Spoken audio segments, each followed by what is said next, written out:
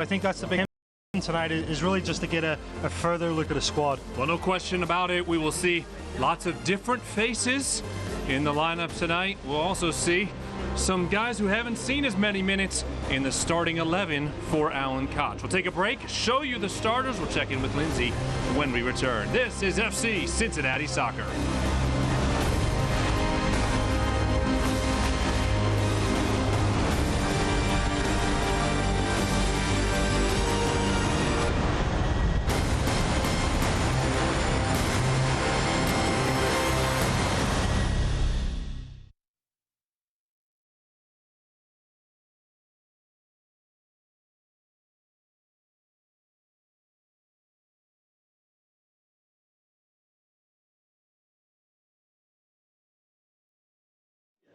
I figured your old one's broke when your 21st birthday or something.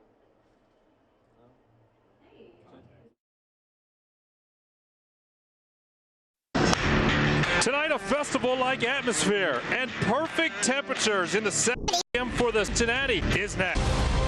FC of Exhibit first time. Good evening and welcome to Nippert Stadium on the campus of the University of Cincinnati, where we expect a good crowd tonight for the summer tradition and international friendly. Tom Glitter alongside University of Rio Grande. Said, of course, some extra. Biggest thing is some guys. So I think it's that season. The manager is Ruby's being what is really just. We'll also starting 11 for Alan Koch. We'll take a break, show you the starters. We'll check in with Lindsay when we return. This is FC Cincinnati Soccer.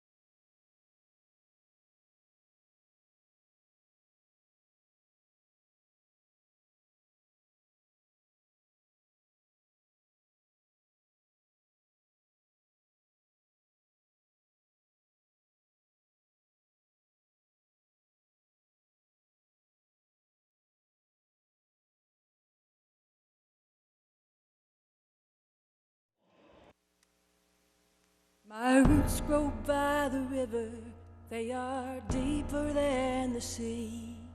My people and this city, they hold and I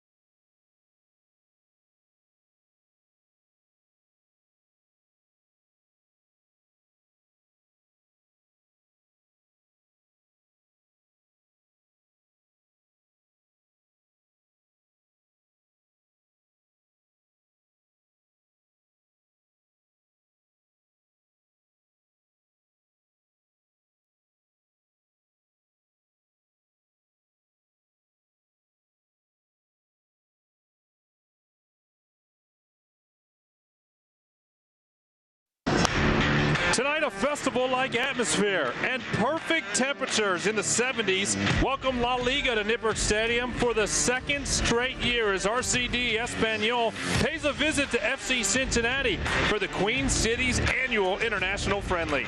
A fun night of football is next.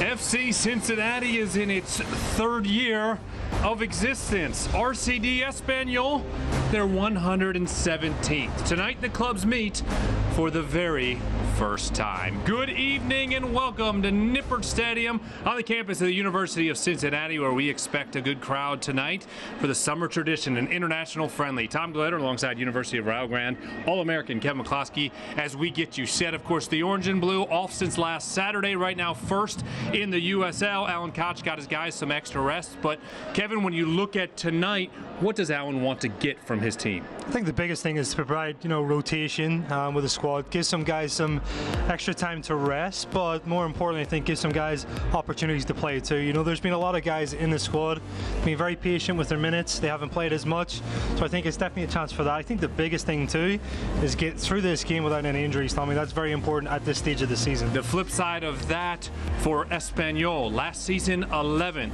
in La Liga. They made a change as far as their manager is concerned. Ruby has taken over. They'll go home after this game. What are they looking to get from the exercise? It's preseason for them. I think obviously Ruby's been in the job not that long at all. His biggest thing really is assessment of his own squad. Gives him a chance to look and see what areas he's strong, what areas he's weak. The transfer window is currently open in Europe as well, Tommy, so he's going to go back and make some signings. So I think that's the biggest thing for him tonight, is really just to get a further look at the squad. Well, no question about it. We will see lots of different faces in the lineup tonight. We'll also see some guys who haven't seen as many minutes in the starting 11 for Alan Koch. We'll take a break, show you the starters. We'll check in with Lindsay when we return. This is FC Cincinnati Soccer.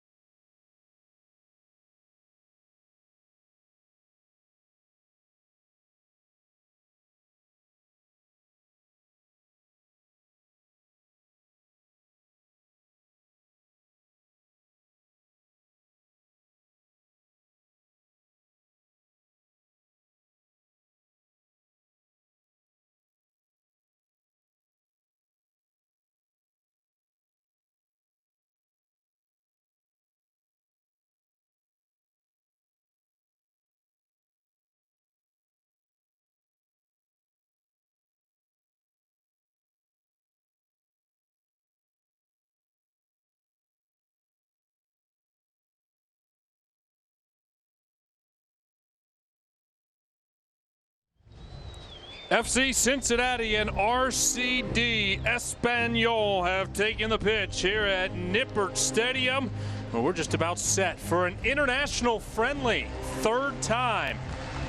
Now, this facility has hosted a team from Europe, second straight year. That club hails from Spain. Tom Glitter and Kevin McCloskey back with you as we get you set for the first touch, and it's time for the starting lineups. Brought to you by Toyota. 4-2-3-1 for Alan Koch, and some faces out there with an opportunity to get minutes. Sem DeVitt, Potty Bart's played a fair bit, but in the starting 11. Lance Lang returns and will start at left wing. Russell Cicerone will start over on the right side for the orange and blue, and Emery Welshman, who's currently suspended in USL play, gets the nod for Coach Koch. On the other side for RCD Espanyol, they played Wednesday night against Richmond. A little bit unsure of what exactly they will do, but we'll see Diego Lopez, the goalkeeper, 6'5", manning the cage.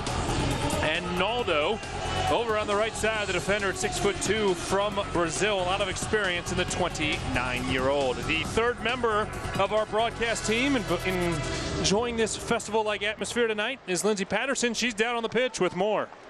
Yeah, guys, after a couple days off and pause in USL play, FC Cincinnati back in action, their third international friendly in club history. And I asked Alan Koch what it takes to get prepped for this match, and he says, really, there's no such thing as a friendly, and it gives him a chance to scout his own guys who will get opportunity, who haven't seen action all season long. His goal is to get everyone out there tonight. That's including Tyler Gibson, a guy who's battled an injury all season long. And I asked Alan Koch what it's really going to mean to see him take the pitch, and he said he's going to get pretty emotional. Certainly will be great to see Tyler Gibson out there. He's expected to play about 20-25 minutes. A guy who worked really hard, had a slight setback, and is really excited to be out there tonight. I think for him, especially, Tommy, this is a moment he's been waiting for. I see him really on a weekly basis, putting in the work. You know, it's kind of lonely as well in that situation when you are out injured.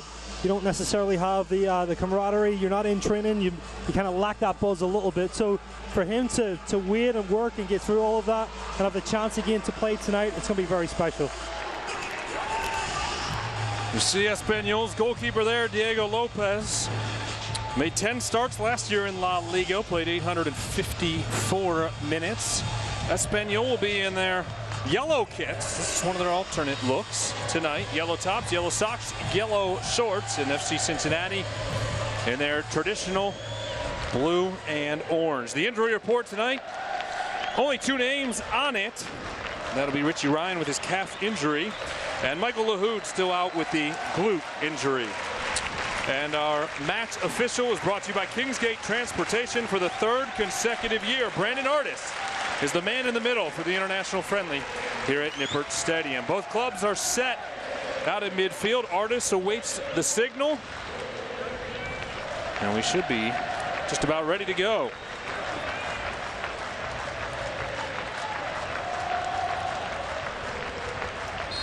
Emery Welshman will have the first touch. I mentioned Emery out right now on a 3-game suspension, which means he doesn't get to play again in a USL match until mid-August. So Alan was really excited to have this opportunity tonight for Emery to get minutes and stay sharp. It's a great chance for him again. We talked about the competition between him, Danny Koenig, and Ledesma all season long.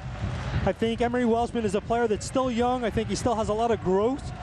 So big opportunity for him to play against a team again from La Liga, Tommy. We saw it last year against Valencia, this year again against Espanyol. Not only for Emery Welshman, but a lot of these players, it really gives them a chance to see where they stack up with some of the world's best. Welshman has 20 appearances on the season, 9 starts, played significant minutes during the U.S. Open Cup run when the Orange and Blue played 3 matches back in May and into early June. And during that time, he made the most of those minutes, and I expect that he does the same again tonight. I think that, you know, that last game that we talk about with the U.S. Open Cup too, we saw him score a hat-trick in that game. I think it's another chance again just to get those crucial minutes, to get the confidence back up. You're going to see this a lot. Obviously, Sem DeVitt is going to be starting tonight. Spencer Ritchie, another chance to start in goal. We'll see more in midfield. You know, a lot of these players, again, they've not had a ton of game minutes. They've been working their tails off in training. Obviously, this is a great chance for Alan to reward them with that time. There will be unlimited substitutions tonight for the 2 clubs. Alan Koch wants to limit his sub patterns to really 2 points in the match. We'll tell you more about that as we go along. Espanyol trying to push into their attacking third. It is knocked out into the awaiting arms of Manu Ledesma. The bench a little bit more crowded than usual tonight. with all but 3 players available. I guess Corbin Bone did warm up and he is available, but Corbin knows that he is not expected to play tonight. He's played the most minutes this season and he has an earned night off. Definitely deserves that. All the work that he's put in. You talked about just the 2 moments of being able to sub. The reason for that really is just to continue with the flow of the game. You don't want to be subbing on the fly. Right. You think about a game like ice hockey where they're coming in and out. That's not really etiquette for soccer in this game. So international friendly, the rules are a little bit different. I think both coaches are going to be very conscious of that. Absolutely. And the way Allen has it set up, he's going to bring 2 subs on at halftime. They will both be debuts here at Nippert Stadium when Mark Village comes on to play goal for about 25 minutes. And then we will see the debut of Tyler Gibson, as Lindsay talked about as well. Espanyol across midfield, right to left. Iran trying to send it into the middle, deflected away by Potty Bart. Potty's a guy who has seen decent minutes this year, 8 starts, 720 minutes, and has done very well out there for Alan Koch. Iran trying to work his way in. Matt Boehner gets in the way. It'll be a throw in for Espanyol. Espanyol again, very typical of a Spanish team. A lot of movement off the ball, Tommy. They're finding spaces in between the lines defensively for FC Cincinnati. Boehner crashing in, trying to get it off the foot of Pablo Piatti. Knocked out along the end line. Spencer Ritchie will have a goal kick. Comes off of Piatti. Espanyol starting very, very high here, not allowing FC Cincinnati to play out of the back. Going to force Spencer to play long straight away. Looks like Espanyol are going to play in a pressing pattern if they can. Try to dictate the game. Tonight's broadcast is brought to you in part by U.S. Bank. Header in the direction of Cicerone. Knocked away by Espanyol. Throwing will come from Matt Boehner, the Cincinnati native. You see Alan Koch there wearing the polo tonight. A bit more of a relaxed look with the festival-like atmosphere tonight for this international friendly. And it was interesting. We spoke with him yesterday, the day before training, as we usually do. And he said, you know what? Johan was talking about Johan Dame as assistant. Man, I wish we were playing for 3 points tomorrow. And Alan said, I can't wait for the next 24 hours because when I leave the office today, I don't really have to think about this match again until I come back tomorrow. Will Seymour intercepts a pass.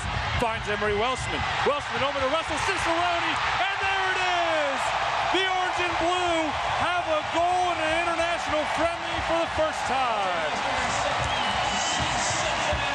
Well, Tommy, you were talking about a little bit of a relaxed approach from coach's dress attire. I can tell you mentally, that's not really fitting what we saw with the presentation before the game, and it's certainly not fitting of these players. They're getting a chance to play. 3 players involved here. Seymour does well to win it, plays it all the way across. Russell Cicerone makes no mistake about it. Takes a touch, looks to see where the goalkeeper is. Great finish past Lopez. A great moment again for a young player like Russell Cicerone. An enthusiastic crowd here at Nippert Stadium with chants of FCC following the goal in the 5th minute from Russell Cicerone. He has 1 in league play so far this season, and he gets the club's first ever in one of these international friendlies. Talk about that presentation. I didn't really get to finish my story because of that run by Will Seymour to intercept the pass and set up that scoring chance, finished by Cicerone. But in that presentation, Alan made it very clear, not everybody has played the last 2 years. Here's Al-Badawi, Nazmi Al-Badawi, top of the 18, tried to slide it around the defender and beat Lopez. He beat David Lopez, but not Diego Lopez, the goalkeeper. Again, another chance for FC Cincinnati, really just to capitalize in transition. They've done a fair bit of pressing here these last few minutes, resulting in those two opportunities. I say at some point they'll let me finish the story, but in that meeting, what did he tell his team? Guys, we've never scored in an international friendly. We need to go out there and change that tonight. I think Lindsay brought up a great point too, with what Alan talked about. There's no such thing as a friendly. Yes. It's a mentality. You can't come against an opponent, especially this stage of the season, and be relaxed. Especially, Tommy, we'll talk about this. The players that are getting opportunities tonight, they've got a massive chip on their shoulder. You know, they have a big point to prove against, again, a talented squad. This is not playing a team that's lower level, below FC Cincinnati. The league, obviously one of the strongest leagues in the world. A team that's, you talked about in the preview, that's very historic, team that's a little bit in transition, new coach. But I'm sure those players that are getting the start tonight for FC Cincinnati, they don't care. Melendo gets it into the middle. A shot goes wide to the right of a diving Spencer Ritchie. Doesn't touch it and will have a goal kick, but a nice look there from Puado, the forward. A native of Barcelona. Puado was efficient on Wednesday night at Richmond. Scored twice. He only played 16 minutes. Played 16 minutes, came on in the 74th, scored in the 82nd and the 90th minute. Now going back to that game, it was 2-1 Richmond late. Espanyol, the visitors, had to score 3 times in the final 10 minutes. Turned it up a notch, huh? Yeah. It's pretty efficient, though. Yeah, it is. You're getting 16 minutes and you're scoring 2 goals, Tommy. That's good. Once every 8 minutes, it sounds like your days at Rio. That's like 5 minutes of me in an indoor game. Yeah. David Lopez up the right side. Here comes Espanyol, trailing early here at Nippert Stadium where the fans are into it. Unable to catch up with it, though, along the end line. Lance Lang will knock it into the middle where Spencer Ritchie will take the goal kick. Good to see Lance back out there. He's fought a variety of injuries. Talk about, obviously, Tyler's road back, being injured back in February during training camp. And Lance has seen a myriad of injuries come his way. And finally back out on the pitch is a big boost for the Orange and Blue. I think obviously Blake Smith's played that position and he's been fantastic, Tommy, too. But the other thing to think about, okay, why else is this a big benefit to play this game at this stage of the season? It provides these players with game-related activity and minutes, okay, so that if we're into the further stretch of the season, this last bit where Alan has to call upon some players, they have those game minutes under their belt. That doesn't always happen. No, and they're doing it against a La Liga side. Blake Smith was not handed a suspension for his shove in the match last Saturday, which is great news. I wouldn't have been shocked if he had been suspended for a match after that. And look at all the minutes why is that he has played. Just in the moment. Joking. Now, I did talk to Blake about it, and he said he felt as though there was some embellishment a little bit in the fall after the case. Ball skipping in the direction of Jimmy McLaughlin, unable to pick it up as he collided with Pipa. And Slang will work on the left side. He has the yellow boots tonight to match the visitors. McLaughlin trying to work it forward to get a call from Brandon Artis. He will not. Gotta say, after that goal, Espanyol look a little bit shell-shocked. Right. Keep in perspective, too, you know, this is their preseason. They're probably on a stage they might be doing 2 days, Tommy. I know they trained this morning for sure. Yep. So fatigue's going to be a factor for them tonight. Well, they trained yesterday in Richmond, then flew here. Didn't get here until the evening. Normally, we've seen the clubs for these international friendlies the last 2 years arrive a bit earlier. I think, again, it's, you know, the coach's call, but he wants to put the players under a little bit of duress. Here's Walker into the box. He just missed the hookup with Matt Boehner. I mean, Ruby decides he wants to spend a couple extra days in Richmond, Virginia, and not in Cincinnati, Ohio. Obviously, he didn't do much homework, right? He's never been to Jeff Ruby or Montgomery Inn, right? Yeah. There's Alan Koch watching on, and no doubt, while he did tell us that, yes, he was going to enjoy the 24 hours, it's because he meant he didn't have to continually think about everything that could happen in a USL match as he normally does, because he doesn't turn it off. When he leaves on Friday, he's thinking about every scenario, every moment that might take place over the course of 90 minutes. Didn't necessarily have to do that last night. I'm still going to tease him a little bit, though, because I remember there was one radio game that we did. We turned up his shorts and a polo. You remember that? I do. He let that known to us. Yeah, you're right. We're going to have to circle back on that one. Yeah. Huh. There's Lance Lang. Looking to send it to the far side of the 18. Cicerone, the goal scorer, is there. Gets a touch on it and actually puts it off of Aran. Nice job there by Russ Cicerone. There's chance really for a set piece as well. We've seen some great goals in the last 2 weeks off of set pieces.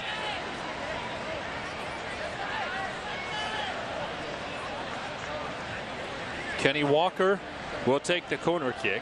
Manu Ledesma not starting with 10 assists this year, but we do expect to see him late in the match for about 20 minutes tonight. McLaughlin came over to draw a defender. Now Walker will hit it with his right foot. Sends it inside of the 18. DeVitt unable to connect on it. Back to Potty Bard. He was offside. The flag went up. Potty getting a bit excited after his first of the year last week. How about the photos that came out afterwards? The celebration? Well, first of all, one photographer. What he's titling it is the celebration. One photographer got, yeah, but the one photographer got him actually heading it. with the look in his eyes are about the size of the moon. I thought he was going to eat somebody. Yeah. And then the celebration photo where he has his arms outstretched and the fan behind him has the exact same look on his face with his arms outstretched. The only difference is the fan had a beer in his hand. And a hot dog. And a hot dog in the other. That's natural symmetry, what's that called, Tommy? It's absolutely great to see. Potty was very excited. It was the eve of his 25th birthday, getting his first goal in orange and blue. Kenny Walker loses it in the midfield, picked up on the foot of Alvaro. Interesting now just to see how Espanyol react and change. Very possession-oriented team, obviously. They'll try to build through every third.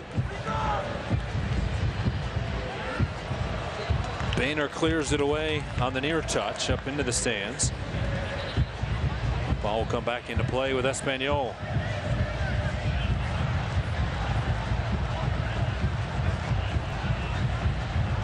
Espanyol headquartered in Barcelona, so no surprise who their La Liga rival is, being FC Barcelona.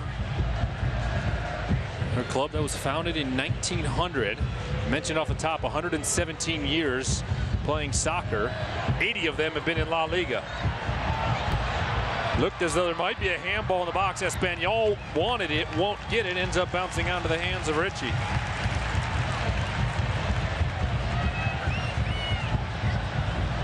Boehner tried to keep it along the touchline, and Alan Koch saw it come out. I think he put his hand up to help the linesman.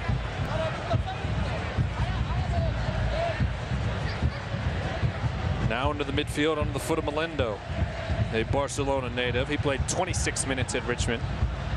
Bit of a juggling of the roster by Ruby tonight to balance out the minutes before the club returns to Europe.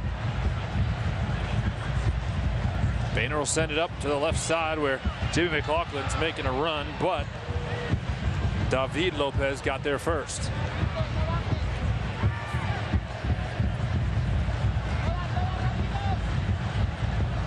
Only 4 players with the last name Lopez on this roster, so it could get a touch confusing. 3 of them are starting tonight. Diego Lopez, David Lopez, and Alex Lopez. Well, Diego's the goalkeeper, Thomas. That should be the easy one. Right, that one shouldn't get too confusing. Victor Sanchez is fouled by Nazmi Al-Badawi. And a free kick coming for Espanyol in the 15th minute. FC Cincinnati on top, 1-0 thanks to the goal from Russell Cicerone. Off a great pass from Emery Welshman, set up by Will Seymour. Came in the 5th minute. And Espanyol battling from behind right now. Aran. Up to the left, Piatti. Piatti trying to thread it into the box, skips past everybody, and Spencer Ritchie steps up to scoop it up. You know, I thought Spencer Ritchie did well last Saturday, getting his 5th start of the season in USL play. Gave up the 1 goal. It was an own goal. Not much he could have done about it. Came off the shoulder of Danny Koenig. Certainly proved that all of his hard work has paid off as he continues to battle for minutes with Evan Newton. The plan right now for Alan Koch is to play all 3 goalkeepers tonight. You mentioned Mark Village will come on to start the second half, and then Evan Newton will come in with the massive subs at about the 75th minute. Espanyol over to the left, skips off the foot of Piatti. He'll try to get to it before it finds the end line, and he shows off some speed to do just that. Just on that play too, Melendo's doing really well, finding the pocket of space, able to receive it on his back foot in turn. Starting to see Espanyol start to get into a rhythm here. Just notice how many players they get to support, trying to create overloads. Constant movement off the ball. Melendo looking far post, got it to the foot of Aran. As he scissored at it, it went into the side of the netting.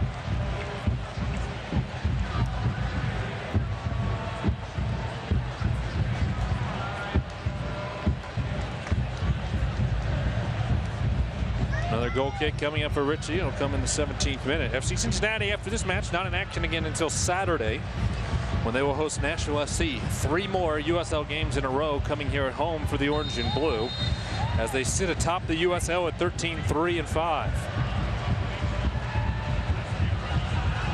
Alex Lopez wins the header. It falls down on the foot of Piatti. I think that game next week, Tommy, is going to be very crucial. Absolutely. Nashville team that's lost a little bit of form since we saw them 3 weeks ago. Jimmy McLaughlin steals the pass, rips the shot just outside the 18, and it's deflected away. Alan Koch gave the club a couple days off following the win last Saturday against New York Red Bulls 2. He took advantage of it and went to LA for 48 hours to spend some time with his wife and daughter. Matt Boehner trying to win it right in front of his own bench. Pushes it out, and it'll be a throw in for Espanyol.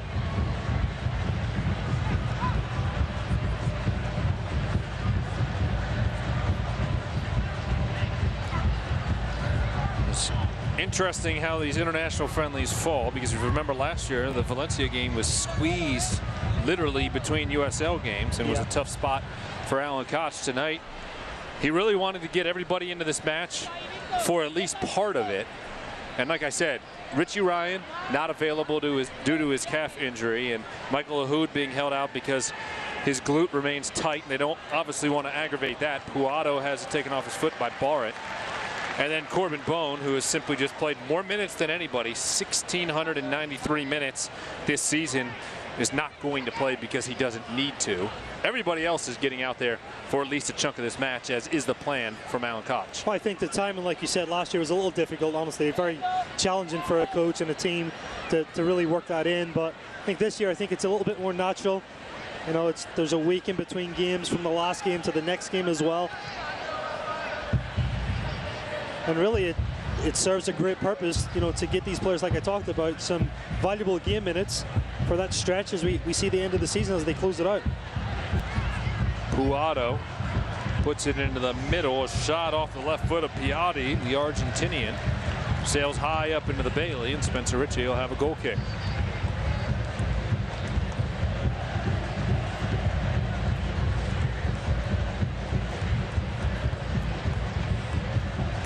See the Bailey making plenty of noise tonight. They won't sit down just because it's an international friendly.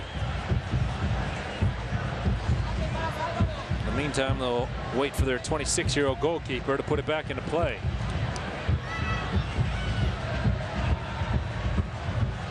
He'll do that in the direction of Boehner. Comes off Cincinnatian's head, then touches Espanyol. It'll be a throw-in for the orange and blue.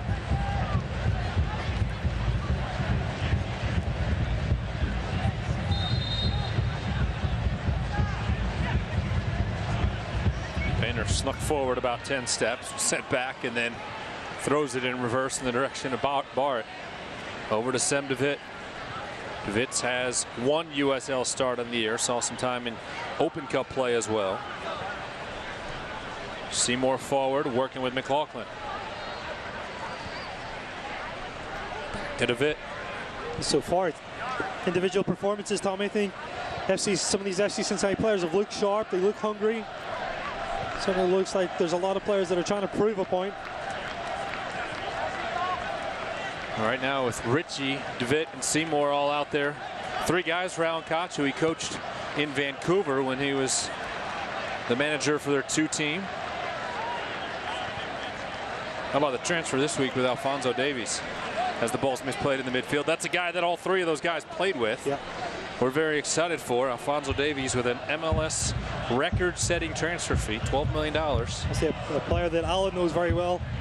Gave him his first professional start. Yep.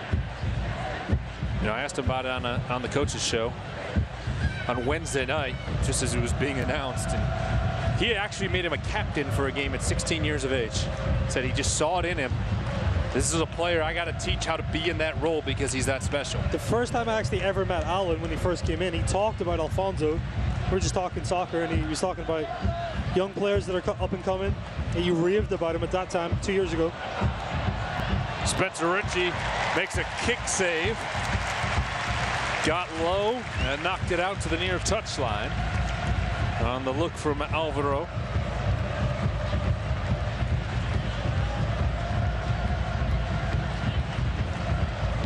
Well read there by Spencer. Espanyol quickly puts it back into play. Al Badawi looking to win it. Cannot. Comes to Naldo. And Espanyol will retreat to the midfield.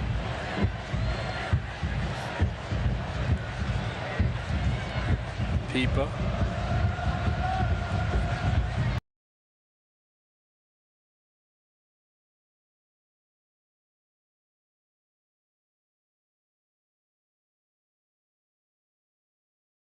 The chest, Lance Lang. And a corner kick for Espanyol from the far side. We're about 22 minutes in. I'd say it's a pretty even game. See the goal being the difference, but reached the midway point of the first half. 1-0 FC Cincinnati. Piatti, the 5'4" forward, will take the corner. In-swinger punched away by Spencer Ritchie, comes out to the head of Lopez, Alex Lopez. Onto the right, Melendo. Sending it back, misfires, and a goal kick for Ritchie.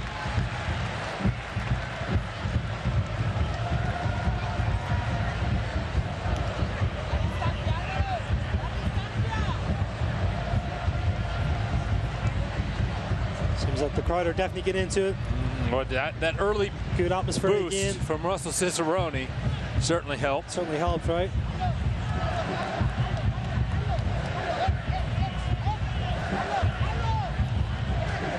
Ritchie with his right foot. Out across midfield in the direction of Welshman. Knocked out near touchline from the shoulder of Alvaro. Alvaro has 6 caps with the Catalonian national team. A lot of these guys on this Espanyol roster have featured for Catalonia.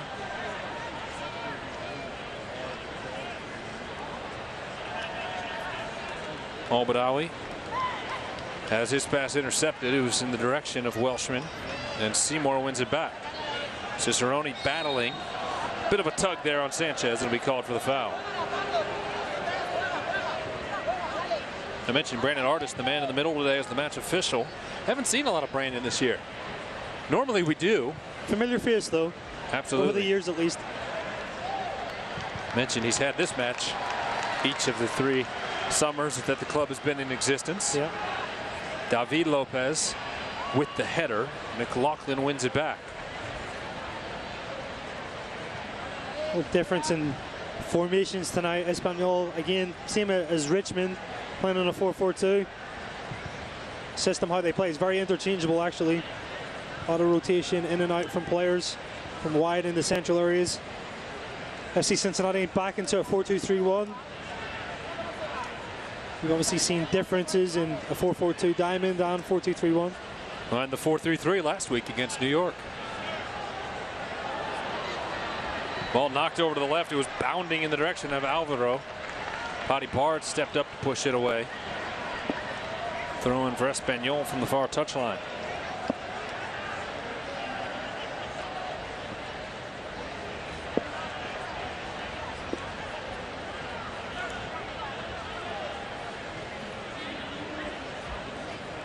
Naldo will touch it forward. Now Aran will try to get to it before it comes out. Right by FC Cincinnati's dugout and unable to do so. And then he is hobbled trying to stop that ball. That's the last thing you want to see for either team tonight. No, definitely. Is anybody come up limping after it wasn't even a contact play there? I think it's an interesting thing too. I wonder how often Espanyol play on a synthetic turf field. Seymour to the right, Welshman. His touch was heavy, then Al-Badawi hits it. Comes off his foot funny, and goes way wide of the frame. The reason I bring that up too, that question about how often Espanyol play on a turf field, makes a massive difference when you're turning. We just saw that from Aaron.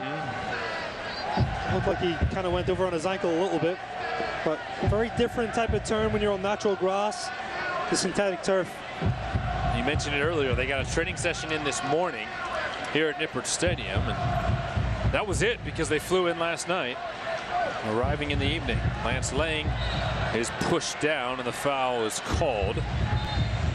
Brandon Artis maybe a little quick on the whistle there, but the way that Lang went down, I can see why. Yeah, just trying to play, restart quickly. Ref just makes them go back and spot the ball at the correct position. As Puado called for the foul. Boehner will work on the right side.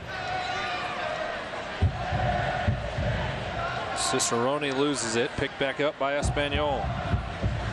Espanyol certainly do a great job of pressing together. Very compact as they come and apply this defensive pressure.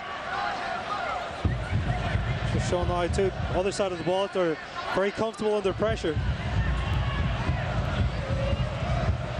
Ball played back to the goalkeeper with that press on. Alex Lopez over to the right side, and it is misplayed, throwing for the orange and blue. 28th minute at Nippert. FC Cincinnati leading by a goal. DeVitt. He'll take his time and push into the midfield. Tonight's broadcast is brought to you in part by Frisch's.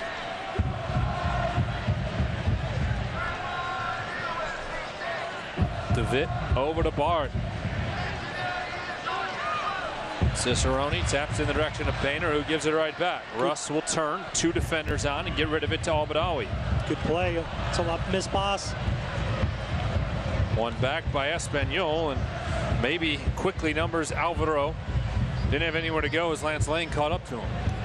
It's good just on that last play from FC Cincinnati. Just see Matt Painter just taking a little bit more risk and getting up high in to support the possession.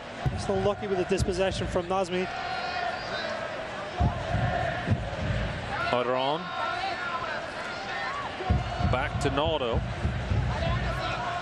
Naldo, a 6'2" defender. A pro in Brazil and Spain. Then went to the Russian Premier League for a season before joining Espanyol. Seymour drops it back for Lang. Lang with a little room to work, and the Jamaican looking to show off his wheels. Drops it for McLaughlin.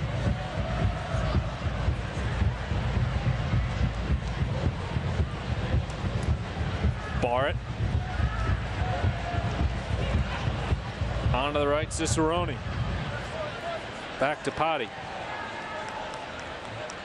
I say, if Semdevit gets a goal tonight, fills out the 4 center backs, all scoring in the last 2 weeks. Don't. We talked about this, the last game. It's a slippery slope, man. Russell Cicerone has stopped that slope. Got one of the wingers back on the board after the center backs took over the scoring for back-to-back matches with 4 straight goals. Massive bragging rights at training, I know that. I mean, how upside down were things this week after all those center backs? I come to training on Wednesday and find Emmanuel Ledesma playing goalkeeper. I told you, he got demoted. He went through an Usually entire he's session. taking the free kicks. Yeah. The center backs are in the wall. I came during that late finishing, and he's taking the shots, working with Jack Stern. Guess we know who the emergency goalkeeper is now. It's a scary thought. It's a very scary thought, and highly unlikely as Alex Lopez hits it. Nice reaction by Spencer Ritchie to catch it. I did ask the show a couple weeks ago. I had Yohan Dame on, I had Evan Newton on the radio show at Mattree, and I asked them both, in their opinion, who they thought would be the emergency goalkeeper. Chance here, Victor Sanchez intercepts the pass, Ritchie goes down, and Sanchez will chip in the equalizer in the 31st minute, and the defensive breakdown by the orange and blue cost them a goal. Picks obviously the ball up on just a mistake here. But Sanchez, you talked about poise and control. Here's the missed time pass. Just comes through, looks at the goalkeeper, makes him bite. Ends up being a very easy and simple finish for him. Just this little fake that commits Spencer to the ground. Ends up being an easy finish. I'm sure the back line's not going to be very happy with that. Alvaro was over to the left, and Potty Bard had to hold defensively in case the ball from Sanchez was dumped off. And as soon as Spencer Ritchie went down, it was easy for Sanchez to chip it over him and tie the match at 1 apiece.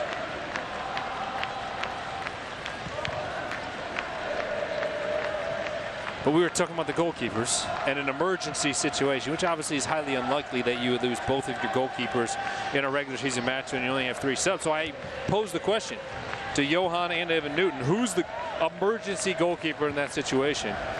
And after conversation, they agreed it was Declan Kanon, and that he would do it without gloves. I brought that up with Declan this week in training, and Declan agreed wholeheartedly. Without gloves, though. Yeah, to all of it. Without a smile when he looked at me. No, he would be like, I got you, Alan. And he'd go over there, and I don't need gloves, I'm good. Yeah. And he would take care of it. Obviously a nightmare situation, but then we had the Ledesma experiment on, and he actually did pretty well, I'll tell you what.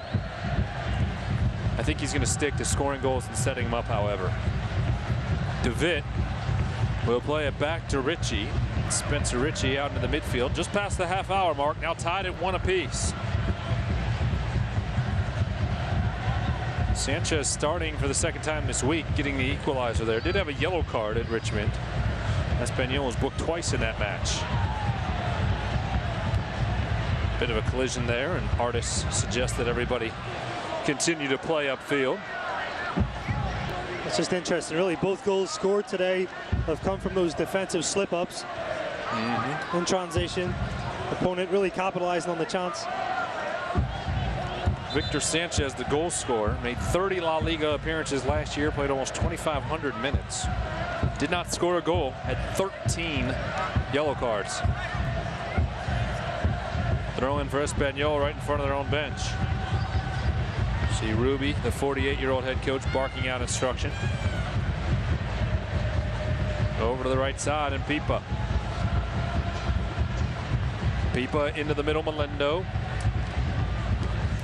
Now to Piatti. Onto Sanchez, and over to the left. It slid to Aron. Aron on the cross. Was looking far post. Sails over the head of Lance Lang, and he'll rush over to collect it. Espanyol wins it right back. Over to the left side, Piatti. Just outside of the 18, brings it in. Piatti trying to get a shot off, rips it with his right foot. And it'll sail out along the end line. A goal kick for Ritchie. Make sure you stay with us at halftime. We've rearranged the format a little bit. Tonight's an MLS celebration. May 29th was the date when Major League Soccer awarded a franchise to FC Cincinnati in the Queen City. And they will celebrate that tonight. Both Jeff Birding and majority owner Carl Linder III will address the crowd. There'll be pyrotechnics. There'll be kids holding scarves. The videos, all adding to the festival, and we will carry it for you live here on a broadcast. So whether you're watching on television, listening on the radio, or watching on YouTube around the globe, make sure you stay tuned for that, coming up with extended halftime coverage tonight. Piatti plays it back to his goalkeeper, Diego Lopez. This game just starting to open up a little bit more. Espanyol to the attacking third. Played into the middle. It was Pipa trying to cross it. FC Cincinnati knocks it away along the end line. And another corner kick for the visitors. Just starting to sense Espanyol are really trying to increase their tempo. They can attack now. They're working a little bit harder and getting a bit more aggressive as they penetrate into space.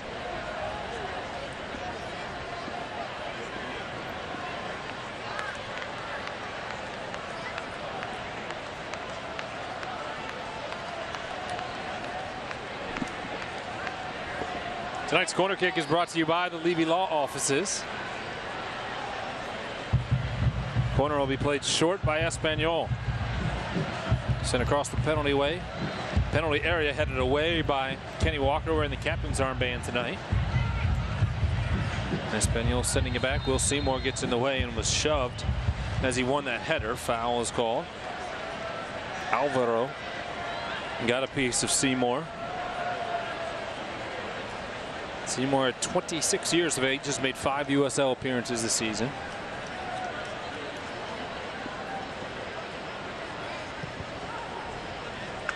Spencer Ritchie over to the near touch, Matt Boehner. Not able to do much with it as Ritchie mishit it.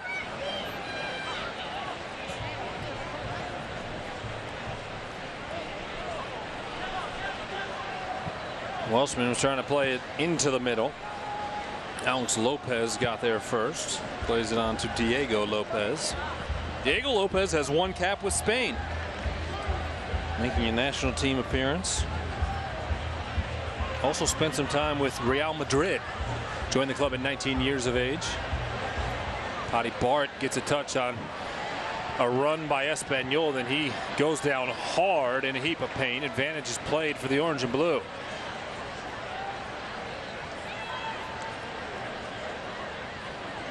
McLaughlin into the middle, try to get it to Nazmi.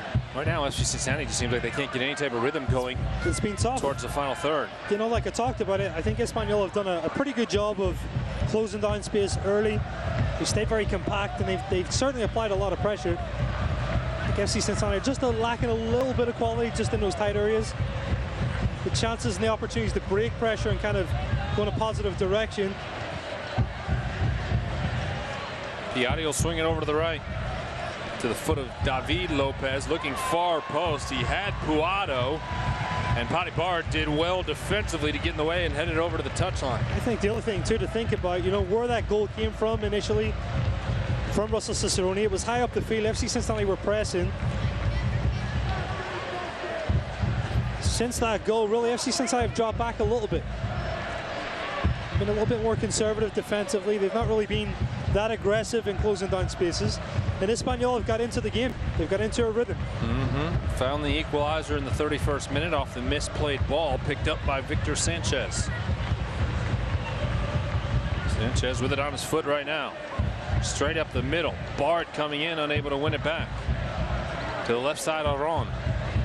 Sends it across the middle, skips over to Vitt, and then Lang knocks it down. Spencer Ritchie isn't going to be able to keep it in, and another defensive miscue.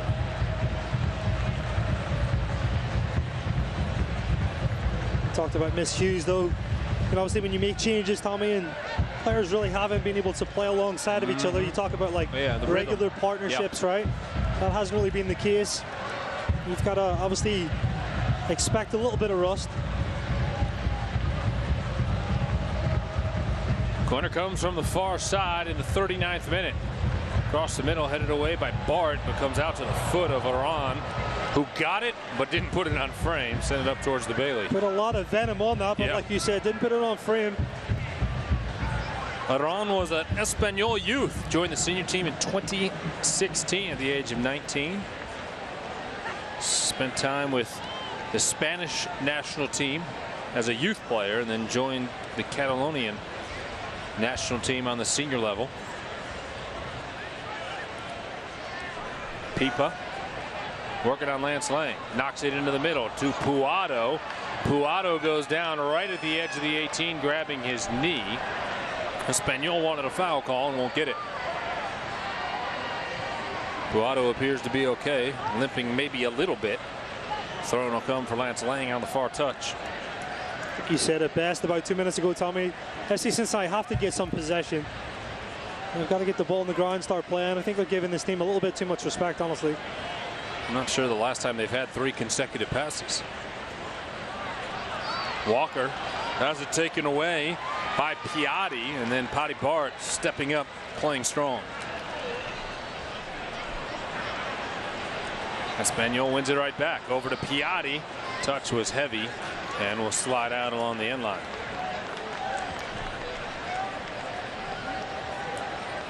Ritchie won't waste any time putting it back into play. Welshman drops it back for Walker. It's got to slow down a little bit. Complete a few passes, get the confidence back up. You've got to remember too the quality that you're facing with the opponent. There's a reason why these guys are on massive contracts in the Liga. Being transferred around for millions of dollars. A little bit of a difference sometimes in profiles. DeVitt over to Lang. Al-Badawi with the defender on his back will give it to Bart. A little bit better. Just open up the game. Let it breathe a little bit. I think Paddy really needed to make that pass in. Well, Kenny Walker's given him a little bit of a glare. Yeah, he just said, I'm under pressure. Come on, Paddy. It's got to keep the ball moving. Bart's pass skips around Boehner. Welshman can't get there as Naldo does a good job of boxing him out. Vitt will head it down, and Boehner retreating. Gets to it with a nice touch to Bart. 42nd minute, Nippert Stadium. Tom Glader, Kevin McCloskey, Lindsey Patterson, happy to be with you for the 3rd annual international friendly for the Orange and Blue. Tied at 1 apiece. Talked about it a lot off the top. We'll see a couple subs coming in after halftime. Al-Badawi pushing to the final third for FC Cincinnati. ends up leaving it unintentionally for Cicerone. Then Cicerone is going to be called for a foul, trying to continue the run. Actually, a fantastic touch by Nazmi. Just to turn and get into that space, did really well. Disguised the turn fantastically. Just to see the end of his run, just overplays it a little bit.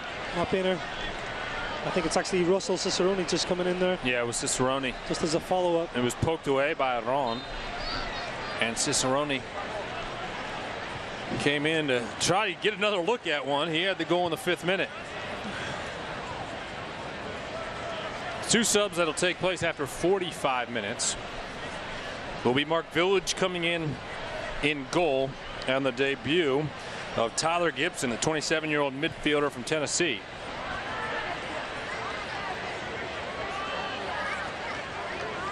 There's certainly space for FC Cincinnati to play. It's limited. Again, I talked about how well Espanyol kind of stay compact, but there are gaps, there are pockets. FC Cincinnati they've got to be confident and improve that quality. We had touched there by Boehner talking about quality.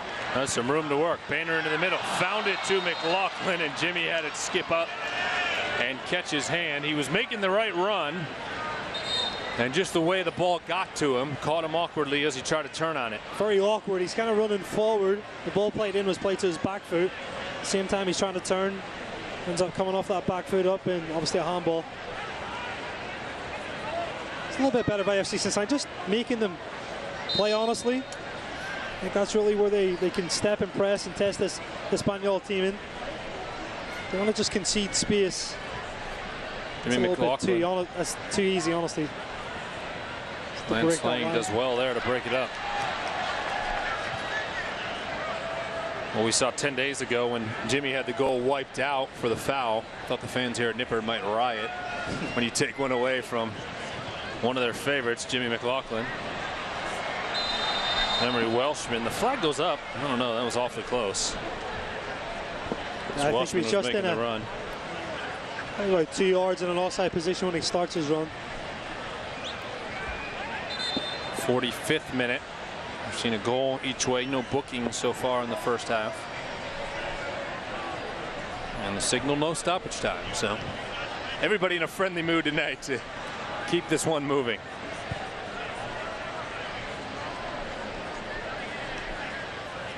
David Lopez. Seymour McLaughlin retreating.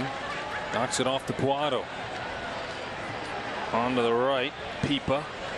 Put it into the middle. Seymour broke up the pass. Then a shot's taken. And goes wide to the left of Spencer Ritchie. We talked about, what opportunities could come from this game. We'll talk about what challenges as well from Allen. We'll talk a little bit more about it in the second half, but unusual situation for him. Doesn't know the opponent that well. Right. He's not able to scout, so it's definitely a challenge for him. Well, 45 minutes of soccer in the books here at Nippert Stadium. 45 more still to come. Lindsey Patterson is with Alan Koch. Take it away. Coach, early it looked like it was starting to look like an even match out there for both clubs, but Espanyol's tempo started to get up late in the first half. We're going to see a lot of lineup changes in the second half. What do you want to see from your guys? Oh, well, obviously we had a very, very good start going up against the La Liga team. It's obviously a very, very good start for any USL team. But then obviously as the game went along, you could tell La Liga team, obviously the quality of the individual players from their group showed. You can tell they're obviously a little bit rusty. It's their preseason, but that individual class showed, and then unfortunately a couple individual mistakes for us hurt us. And a game like this, you're going to get punished if you make little mistakes. Thanks, Coach. Thank you.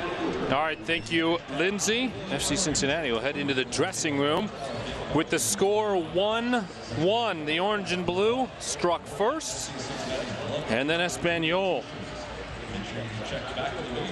answered back in the 31st minute to tie the match at 1 apiece. We'll step aside and take a break here at Nippert Stadium and have a special halftime ceremony for you when we return. An MLS celebration is coming your way next. This is FC Cincinnati Soccer.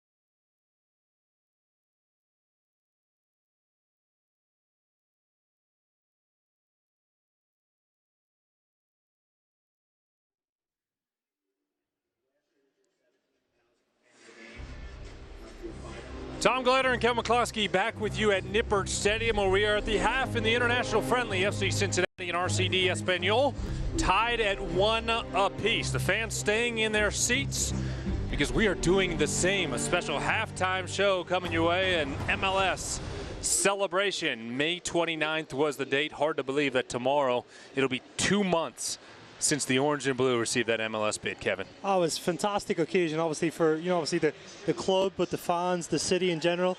What a special moment, and obviously tonight's a chance to celebrate that. It'll be celebrated with Jeff Birding speaking, president and general manager, as well as majority owner Carl Lindner III will address the crowd for the first time really since May 29th. There will be pyrotechnics. There'll be a variety of videos shown. They're already started with one. We'll show you some of them here tonight, but the buzz in this city has been noticeable the last 2 months since that announcement. And it's been very busy too, Yes. I mean, you talk about the front staff and what the office staff and what they've had to do in a short time. They have a lot of work obviously ahead of them, but the excitement, I think the fan has been fantastic.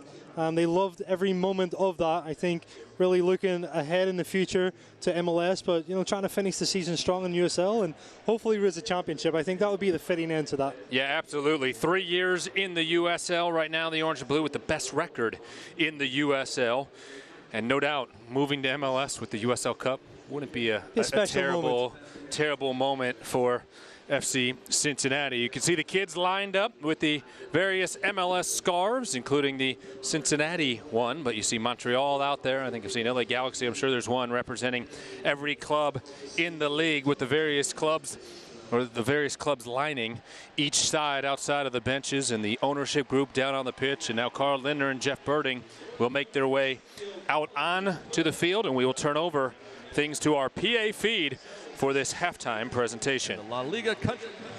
See ya.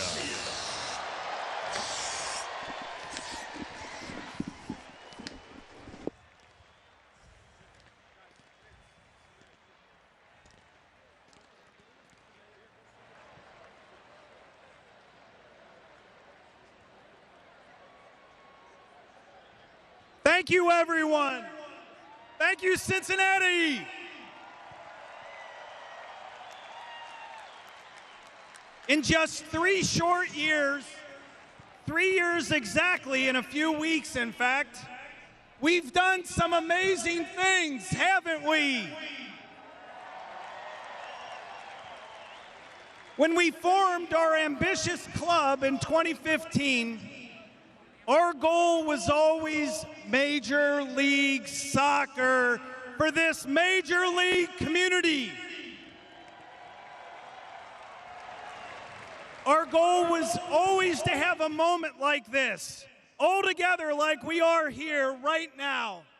Well, we did it, and we did it faster than any existing USL team.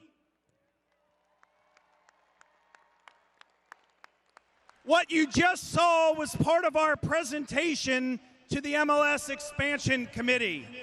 And it didn't take them long to see what an incredible opportunity, untapped and ready to explode, sat right here in our hometown of Cincinnati.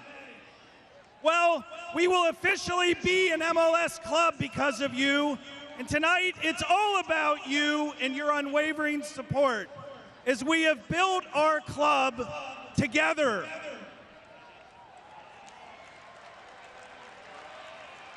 The support you've given by bringing your friends with you to our games to show them what they've been missing out on. The support and love you show our players week in and week out as we rise together. Now, please welcome our managing owner and CEO, Carl H. Lindner III.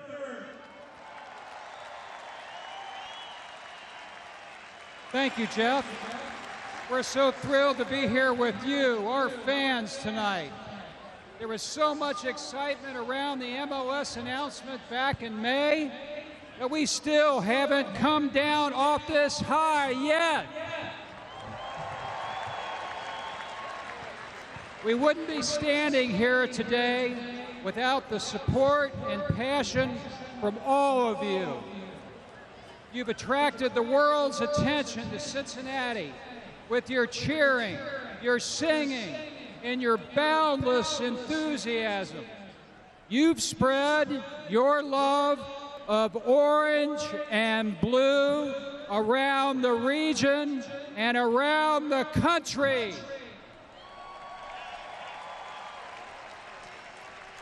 So, MLS took notice, and guess what? They invited our family to join theirs.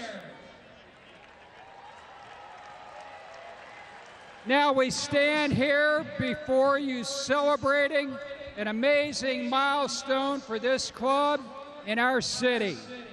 For generations to come, FC Cincinnati will represent the Queen City. It will represent your passion, your heart, your love. We can't wait to kick off in MLS next March. But before that, we have a championship to try to win this year. Let's go get that trophy. Thank you and God bless. Thank you, Carl. On behalf of everyone here, everyone in this room, everyone at home watching, we are so fortunate to have you leading us into Major League Soccer. Tonight we're facing Espanyol, one of the most storied clubs in the world. They play in what's considered the best league in the world, La Liga. To say a few words, please welcome one of our guests tonight, La Liga's representative, Nico Garcia. Thanks, Jeff. Good afternoon to everybody. It's a real pleasure for us, both RCD Espanyol de Barcelona and us, La Liga, to be here playing this amazing match against you, against FCC. First of all, we would like to thank the city and the club for your warm reception. We are really, really happy and we really feel like at home. Thank you.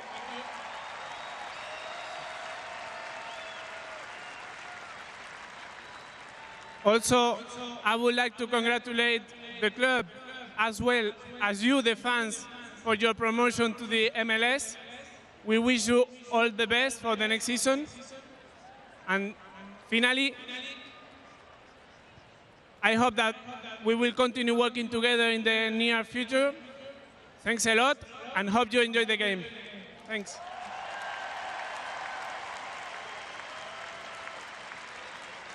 Thank you, Nico.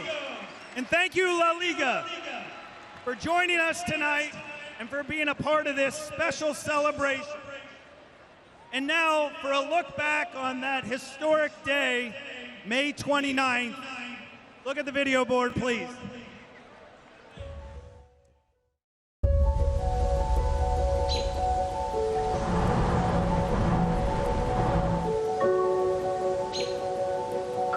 FC Cincinnati says there will be a significant announcement on Tuesday about the future of soccer in the city. That's the same language MLS used in other cities before awarding franchises. Nice to see you. How are you? Yeah, it's great. Congratulations. Congratulations to you. Congratulations, Jeff. See, Cincinnati originally tabbed Oakley for a new stadium location, but Major League Soccer wanted a more urban site. So FCC went to the West End and was able to get neighborhood approval in return for several $1 million worth of community programs. FC Cincinnati's self-financed $200 million facility will be soccer-specific. And then this is where we can work with the county to put a 1,000-car garage and some development around it. You know, it shows that we're a city on the rise. It shows that we're a city that outpunches its weight class. And the opportunity to be a part of the world's game at the highest level is obviously a very big deal for Cincinnati. And we hit this tipping point where we just became the thing to do in Cincinnati. And I think part of that is just because we embrace the community, the notion that professional sports teams have an obligation to lead. to inspire, to bring people together. Not every team wants to embrace that responsibility, but we embrace it from the start, and what you've seen over the last 3 years is how we got here.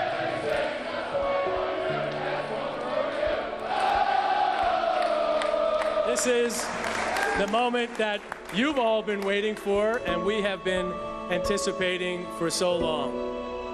Ladies and gentlemen, it's my great pleasure to announce that Cincinnati, Ohio is officially granted the newest expansion club in Major League Soccer. Welcome, FC Cincinnati. We all came together, worked for something that's bigger than us. And we're here today because of that connection and that common goal. We're all excited to be part of Major League Soccer's tremendous future that's ahead. FC Cincinnati is a portrait of the city, the pride, the passion, the love. Sports has this powerful place in our culture to unite people, to bring people together, to create human connections with one another around our passion for our sports and for our city. After your club has been launched and playing many years, you're going to remember this day as a truly historic event for the Queen City, for FC Cincinnati, for Major League Soccer, and for soccer in North America.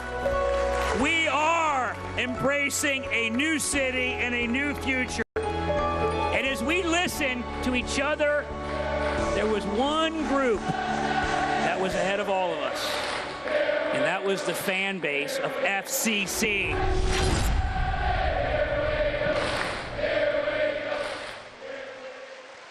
Certainly was a great moment back on May 29th, and more memories being made tonight and in the future for this club. Kevin Lindsay and I will be back for first half highlights in the final 45 minutes when we return. This is FC Cincinnati Soccer.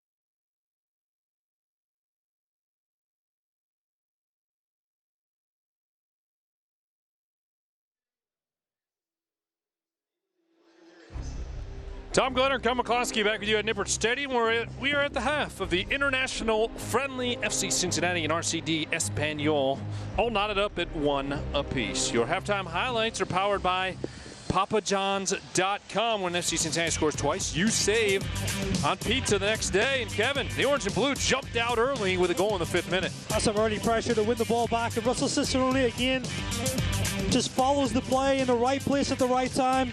Cool finish again, past Lopez, and a great start for FC Cincinnati. Cicerone made it 1-0 and put some energy into the crowd early, and then the mistake here, Simdevit trying to get it to Will Seymour, and Sanchez intercepts the pass. Yeah, just overhits the ball a little bit. Sanchez, though, cool and collected, just kicks this ball, looks up. Spencer Ritchie just commits, and it's just an easy chip over. Ends up tying the game up 1-1. Sanchez with the equalizer in the 31st minute.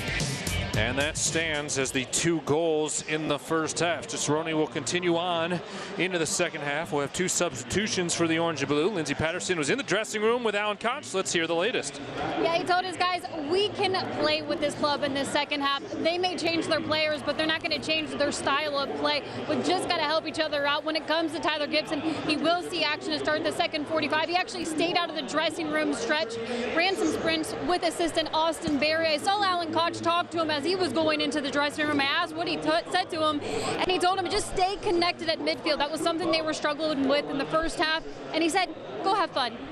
Well, I just saw big hugs. As you were wrapping up that report, Lindsey, you had your back to the bench, and Tyler Gibson, a huge hug from Alan Koch, as well as his good friend Forrest Last. So a lot of emotion. He went through a very serious ankle injury, dislocating his ankle back in February, and give all the credit to the medical team to get him back and out there today. Definitely an emotional moment, Tom. And I've seen him a lot through the rehab. I've seen him at an offsite gym as well, and he's put the work in. You know, this is something that very talented player, has a ton of passion for this. And for him to have this chance again to get back out there after, like you said, a serious injury, this is a special moment for him. Tyler Gibson comes on, as does Mark Village. So Village will take over in goal. Another guy with ties to Vancouver. He makes his orange and blue debut here at Nippert Stadium. Same for Tyler Gibson, and getting a nice round of applause from the fans. And a great moment for Village as well. You know, another guy, I don't really see any of these players that are unprofessional. This player is so professional in his approach, day in, day out, got a great attitude. It's fantastic to see him again get a chance against a team like Espanyol. Remember when Evan Newton was injured, Village had to make the trips, had to be the number 2 goalkeeper, and had to stay razor sharp. And he's out there, whether he's working with his fellow goalkeepers or he's working with the forwards to give them a guy to shoot on, he'll stay out after training as long as anybody needs him. No, he is fantastic in his approach.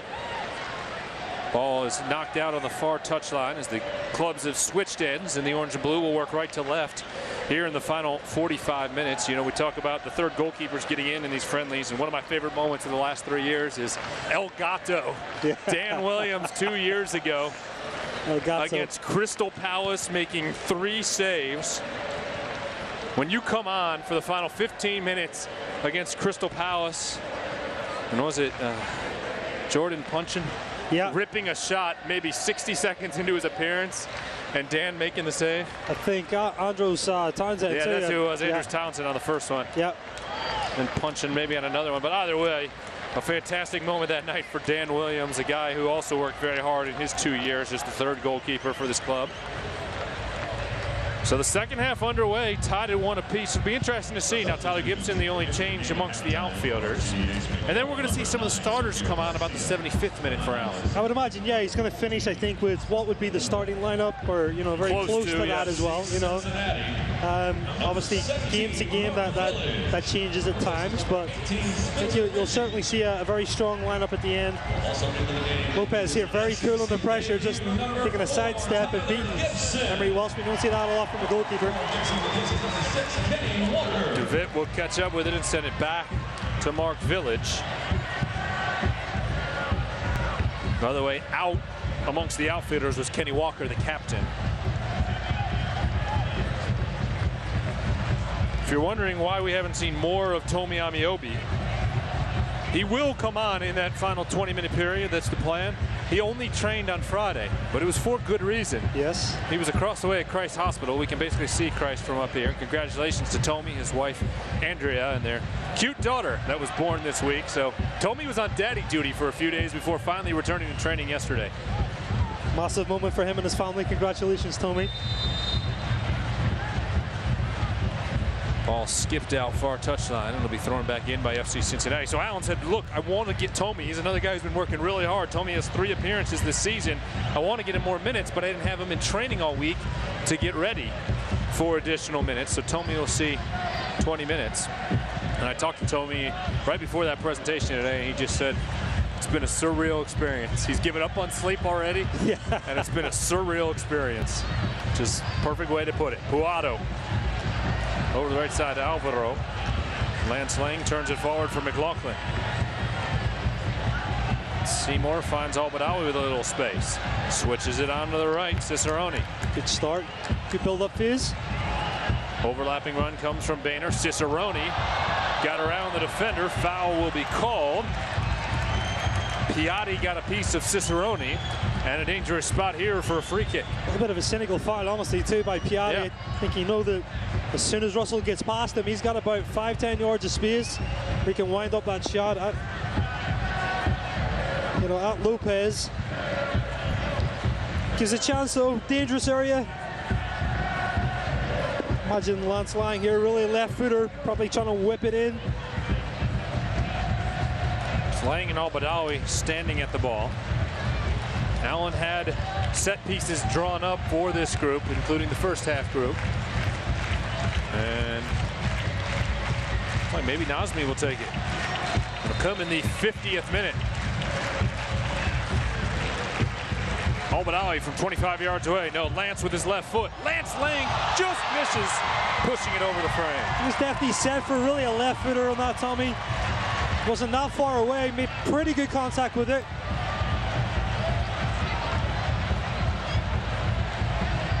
Here's the replay. Lopez doesn't have to get a touch on it, just watches it go over his crossbar. And maybe 10 or 12 inches lower, and he does have to try to get a hand on it. Fans here tonight certainly have seen a show as their club goes up against the La Liga side. Victor Sanchez squares it into the middle. Comes off the chest to Barrett. Close to being a handball there. We'll have to wait till we can get a look at it. The Espanyol players are certainly claiming a handball. And correct me if I'm wrong. It's going to have to be very clear to Brandon Artis. Doesn't have obviously the assistance of VAR. No. I think it might have been a handball. Wow. And I think Brandon Artis is going to put Piatti in the book right now. Piatti was complaining, about the lack of a call. Then his teammates come flying in, and Brandon Artis, I think right now he's pointing to his watch and explaining he has dinner reservations. He doesn't have time for this. I don't think he said that. You don't think so? Well, he has reached for his pocket twice. Did not pull out a card. And play will resume. Obviously, Espanyol unhappy with that ball that skipped up in the direction of Patti Barrett and may have been a handball. Ball played forward off of Espanyol. Lance Lang toss it into McLaughlin. Jimmy unable to do anything with it. Pipa.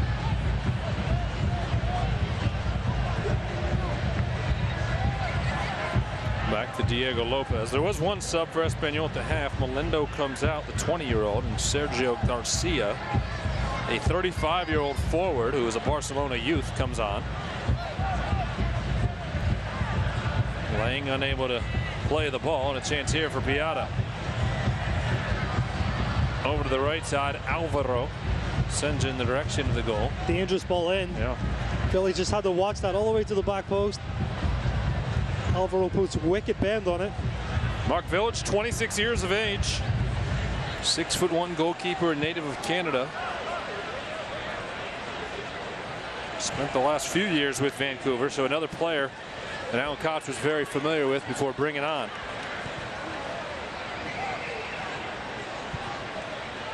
Talked so much about Tyler Gibson tonight. That's a player with a very high ceiling that this club was really excited about signing after last season. Spent last year with San Francisco Deltas, meaning he has a championship ring already on his shelf, hoping to get another this season. Had 30 appearances with the Deltas last year.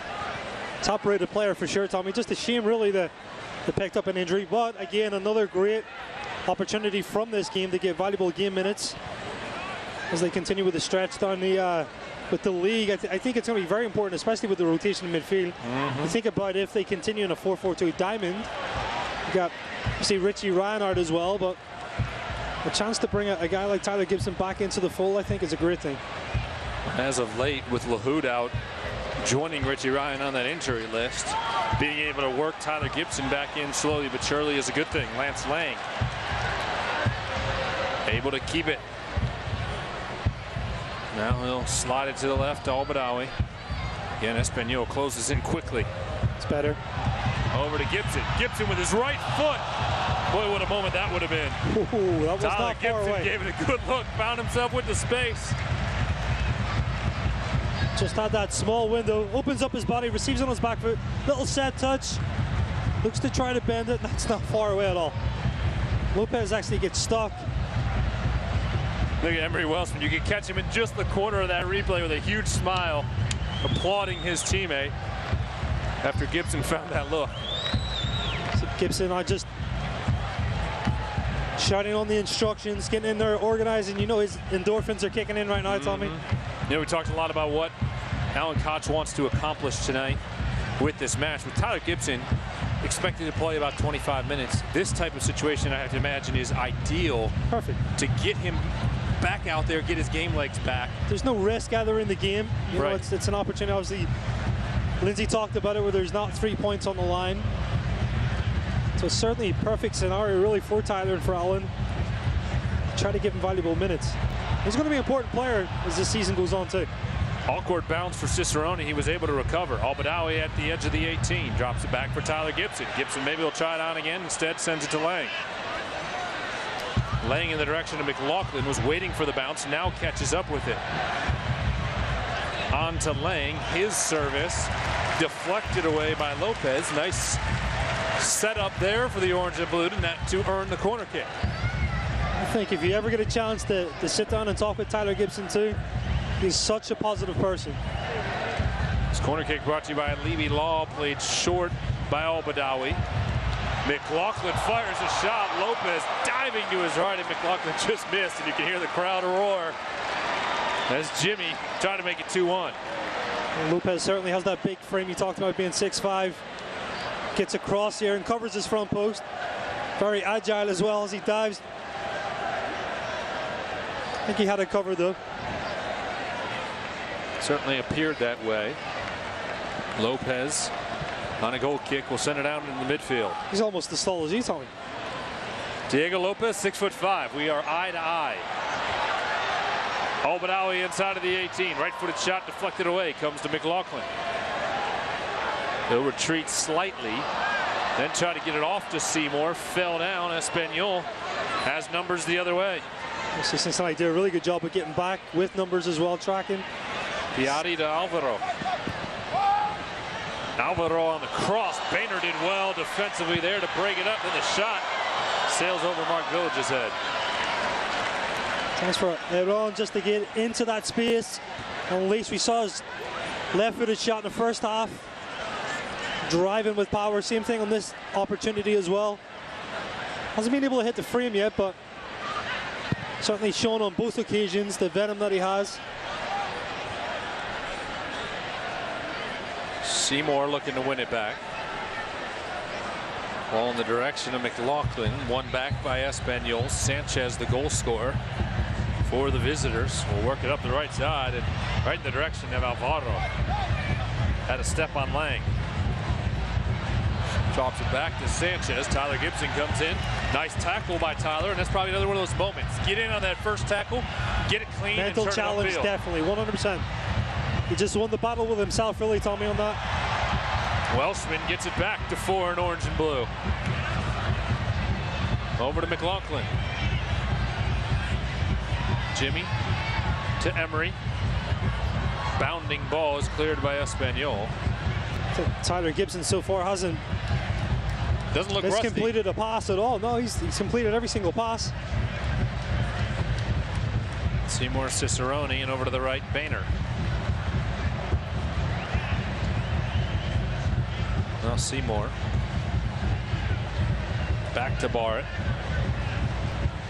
On to Al-Badawi. Nice touch to find McLaughlin. McLaughlin gets around the defender. Into the box. Jimmy McLaughlin sends it into the middle. Espanyol turns it away.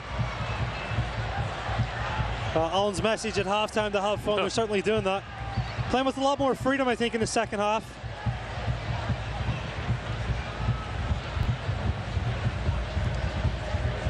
Just got to be careful with these passes here. We've seen it in the first half. Espanyol quick to pounce and win those interceptions, just like that. Barrett was able to recover and regain control. 59th minute at Nippert Stadium. The international friendly tied at 1 apiece.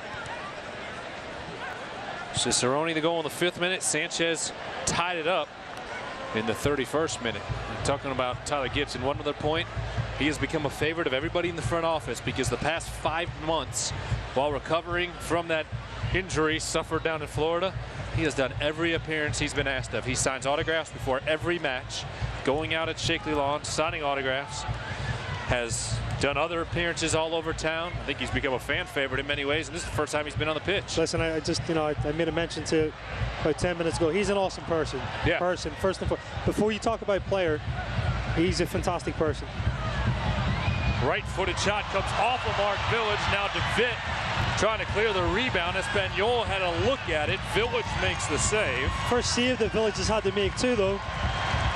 Did well enough to obviously parry it. Send DeVitt very quickly cleared. Cicerone, meanwhile, on a run up the right side, and in his way was Alex Lopez to stop it. DeVitt and Village played a lot together with Vancouver's 2 team. Gotta say, really in the second half too, I think FC Cincinnati now have really had more of the possession. Yeah. They've been in control of it. Espanyol have looked a little bit sloppy, a little bit sluggish. Well, it looks like Alan Koch is going to send out Tomi Amiobi to come in a bit earlier than what was scheduled. Great for Tomi, no doubt. I think part of the reason for this, we talked about this earlier, the etiquette of not making a lot of subs at different times throughout the second half and disrupting the rhythm of this game. Espanyol is getting set to make 2 subs, so the stoppage would come anyways. Here's McLaughlin into the box, finds Welshman. Emery Welshman can't beat Lopez, who came off his line at the last moment. Welshman just couldn't turn quickly enough. Jimmy McLaughlin does really well to feed him. The timing of the run from Welshman is to perfection. Just watch here. Jimmy penetrates into the space, slip ball in, just not able to turn. I think if he turns a little bit quicker, he's got more time to really face Lopez and then pick out a corner. Instead has to poke it. See the first sub now. Like you said, great moment for Tomi Amiobi to come on, get some vital minutes for him. This will be the longest stretch for Tomi Amiobi this season. Another guy that's had a fantastic attitude. He's got a smile on his face. All right, Lindsay has the latest on the sub pattern. Lindsay?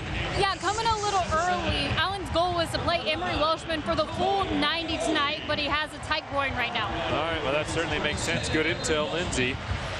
That was what Allen told us yesterday, so I was a little bit surprised when I saw Emery coming over, but just keeps Tomi up top. The plan was to slide Emery out wide when Tomi came on, and now that'll give Russell Cicerone more minutes.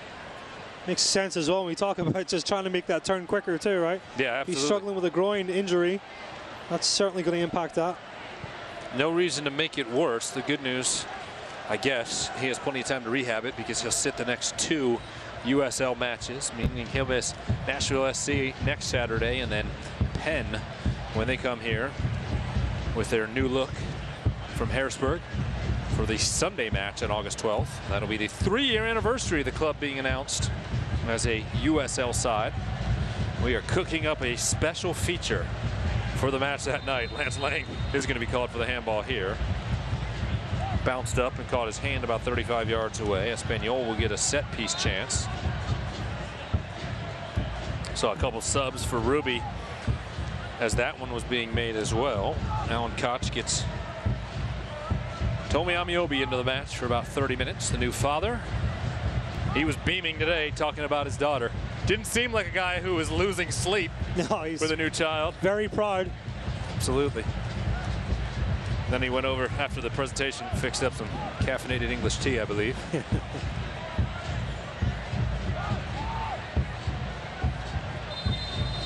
Here comes the free kick for Espanyol in the 63rd minute. Sent forward by Darter. Naldo was there trying to head it past Mark Village, could not. And it'll be a goal kick coming up for the Canadian. Darter, 10 in yellow, had the game-winning goal in the 87th minute at Richmond.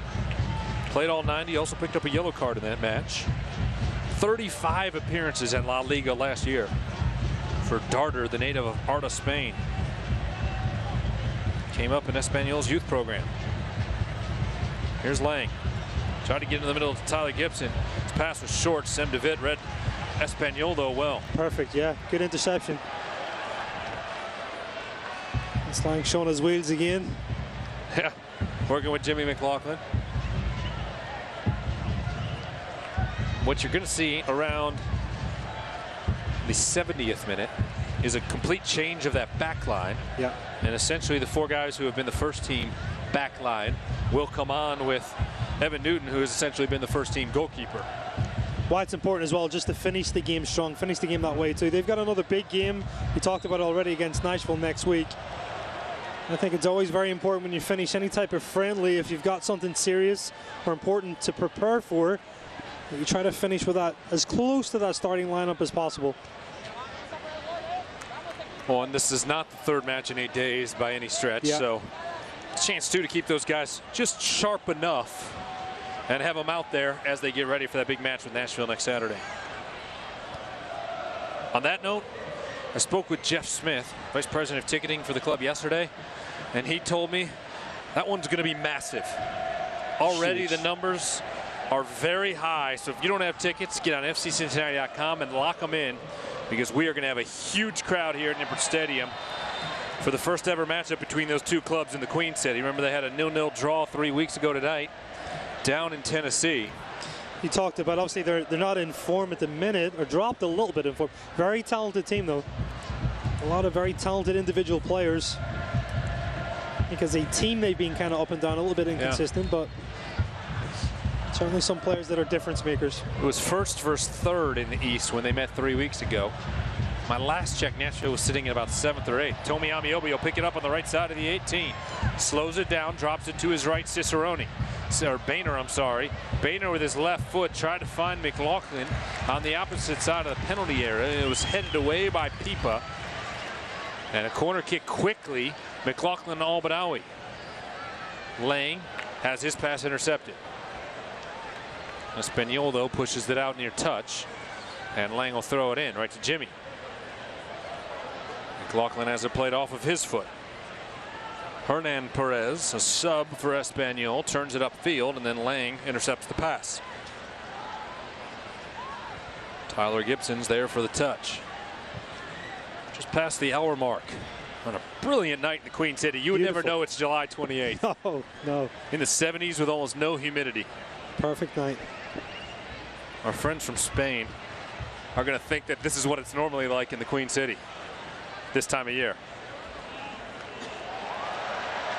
Lance Lang coming up the left side, gets into the box, skipping ball, goes in the direction of Cicerone. He read it late, and it goes out on the touchline, but Russ didn't touch it, so a corner kick coming for the orange and blue. It's a really dangerous ball in by Lang, whips it in with his left foot. The Espanyol player ends up getting a quick deflection on it, results in this corner kick. Played short. Albanawi on the cross comes out to Barrett. Barrett trying to inch it forward, nearly had the pass to Jimmy McLaughlin, but I think that was a shot. I don't think that was a pass. He's trying to be nice. Paddy's family listening, what's it, 5 hours, 2 a.m. back in Ireland, down there in Waterford. Now I hear they had God's country. I've heard that as well. We had Paddy on the show this week. That was a fun segment with Mo Egger. But we were talking about his family watching the match last Saturday.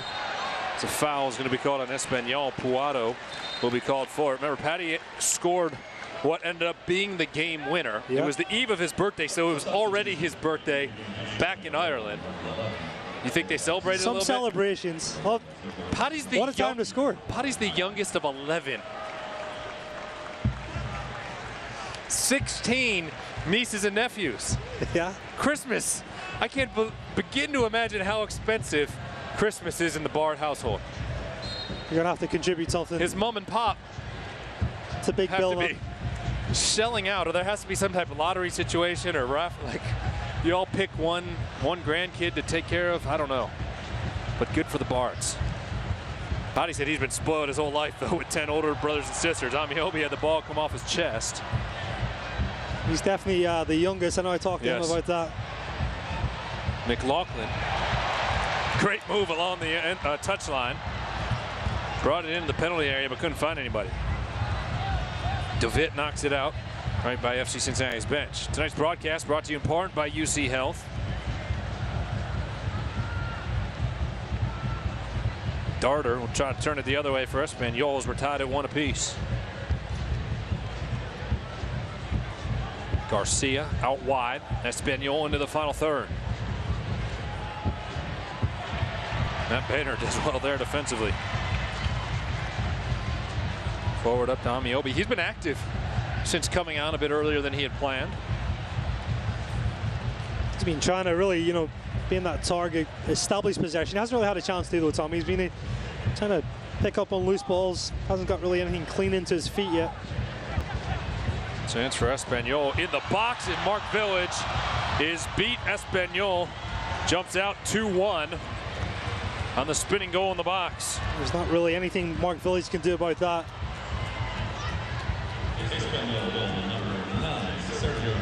It was Sergio Garcia.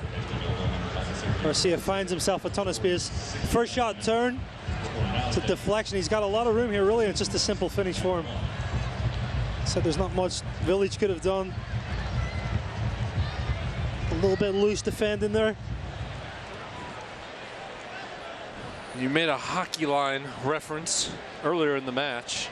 Of course, you'll never see that in this sport in a regular match. You're about to see as close to that as it gets. Imagine Teddy Kerr right now. He has to hand in 8 cards to the folks at midfield. Here it is. Yeah. Here's the look. At times you see it in college, Tommy, but certainly not in the professional game. Yes, you're correct. Rarely in college will you see this many all at the same time. Depends. Yeah. Not saying it doesn't happen. Depends on program. 7 subs out at midfield. Forrest Lasso, Danny Koenig, Deco Canon, Evan Newton, Blake Smith, Justin Hoyt, and Emmanuel Ledesma will come on. If you're just joining us, Corbin Bone is being held out. I gave him a hard time. He's finally getting old man rest. Yeah, we give Justin Hoyt and Deco Canon old man rest every once in a while. Doesn't understand the definition of that. No, not whatsoever. Corbin Bone, just 29 years of age, but has played just shy of 1,700 minutes. He leads the club in that category. So Allen gave him the night off, and a well-deserved night off for Corbin.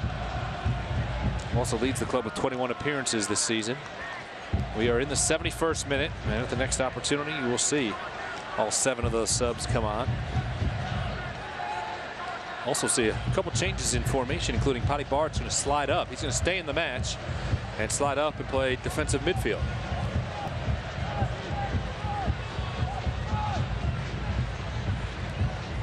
Darter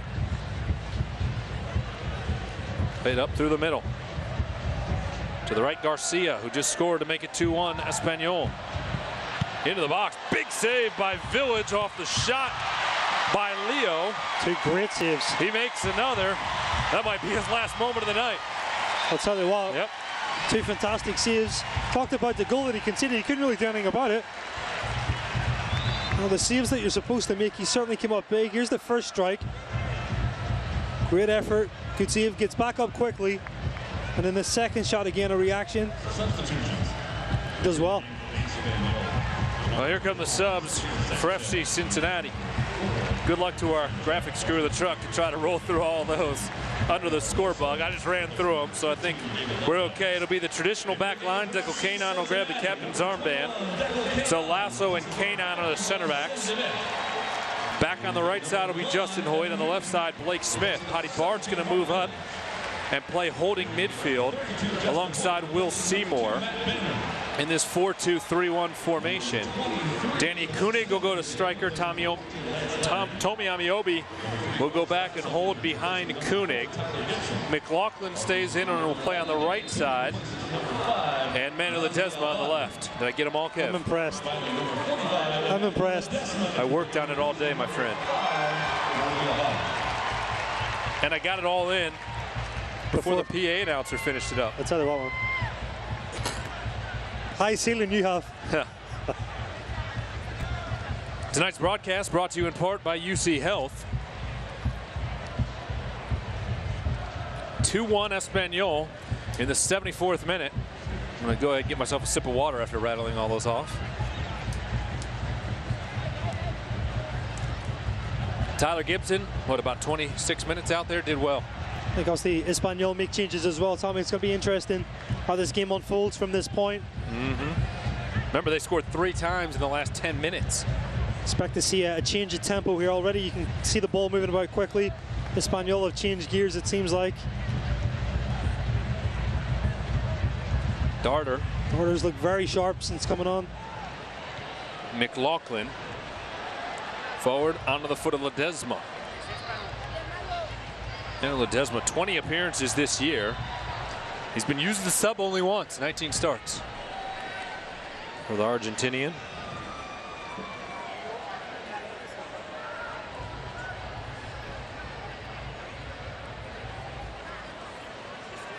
Smith. Back to Kanon, the captain. Evan Newton now in goal. May have missed that one while going through the formation. Hoyt trying to center it. Espanyol will win it back. Sergio Sanchez came on. Good pressure by Amiobi again. Justin Hoyt plays a loose pass, not like him.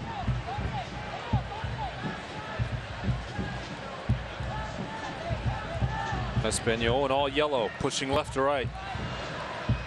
I think it'll be an interesting 15 minutes, Tommy. You can kind of just tell there's more of a buzz now, right? Energy's picked up immensely. Lopez is coming off now as a goalkeeper. Luis Lopez will be the change. So 75 minutes tonight for Diego Lopez. And Luis Lopez replaces him. No relation. No relation. Luis from Manresa, Spain, 21 years of age. Places the 36-year-old veteran, also a native of Spain.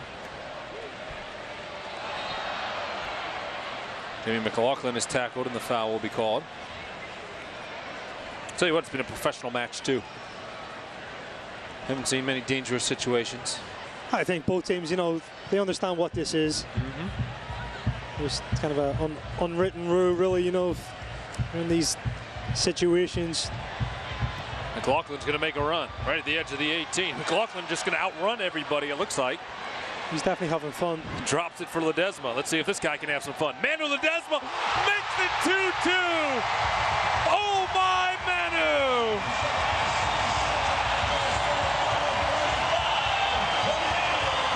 I don't know if you remember this yesterday. We had a conversation at training. I was watching Ledesma strike balls. And I said, you know what, Tommy, it's going to be a great stage for him to put himself against this level of play and make a name for himself. And I tell you what, he's done it. What a strike. Manu Ledesma with another world-class goal for FC Cincinnati. Watch the movement on this ball as it knuckles. Poor Lopez, he's on 2 minutes. Luis Lopez had no chance. Hasn't a clue what's happening. What a strike. Wow. Well, 2-2, folks. You said the next 15 minutes were going to be interesting. Manu does it again. His highlight reel continues to grow, Tommy. Ruby's going to call on a sub, Borja Iglesias, the 25-year-old. Yeah, Luis Lopez doesn't get any worse than that, huh? That's the worst for a goalkeeper. I mean, you saw his reaction. There's nothing he could do. I mean, it's a wonder goal, really. You know, it is. There's not much you can do about it, apart from cry. Oh. Wow. Well, we told you it was going to be fun tonight, folks. Hope you stuck with us. Appreciate everybody joining locally on television on Star 64, on the radio on ESPN 1530, and globally on YouTube. Ball's brought inside of the 18, and then the shot comes from the top of the penalty area from Sergio Garcia. Misses the frame, and a goal kick coming. I see game tied 2-2. Alan talked about it in the presentation as well. Last 2 years, obviously not even scoring a goal in the last 2 contests for the international friendlies. Tonight, different story. Reflection again of the progression of this team. I think so. Yeah, no question about that. Evan Newton's ball out in the midfield, comes off the head of Koenig. Amiobi unable to catch up with it. Luis Lopez will get a little pressure there from Amiobi.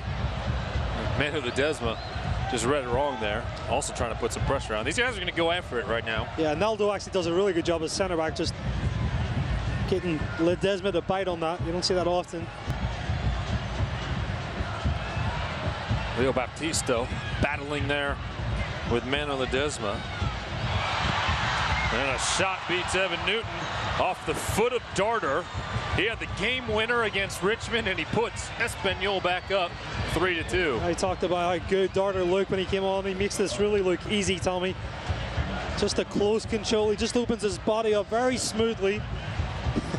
Just picks out the corner. Great finish. Alan talked about this at halftime. Just a difference in level. Watch this. This ball's playing in with pace too. Great control. Opens up his hips. For him, probably a routine finish. You don't see that in the USL that often, though, at this level. It's a great finish. Evan Newton saw it late. Sergio Garcia fed it to him for the assist. And Espanyol back on top. I'm sure the orange and blue will look for another equalizer.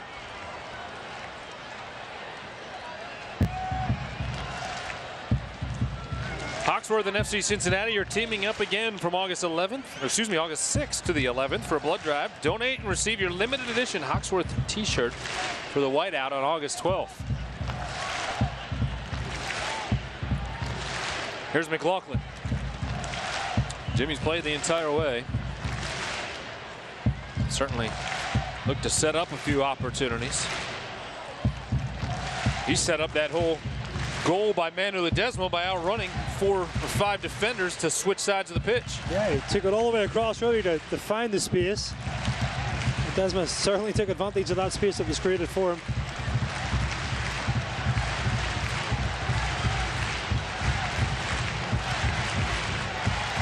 Seymour in the direction of Ledesma. It bounces to the foot of Manu, who had the golazo moments ago. Manu will play it back in the direction of Barrett, who cannot get there first. Leo Baptista, who has looked great, pushes it forward over to the left side. 81st minute, 3-2 Espanyol. Darter on the Pipa. Back to Darter. Tell you what, if I'm Ruby, I'm happy with what I've seen from FC Cincinnati tonight in pushing his team in another one of these preseason exercises. I think you talk about the differences in the lineups too. It's provided Ruby with different challenges. You know, having to kind of switch on for a team the last 20 minutes is something a little bit different.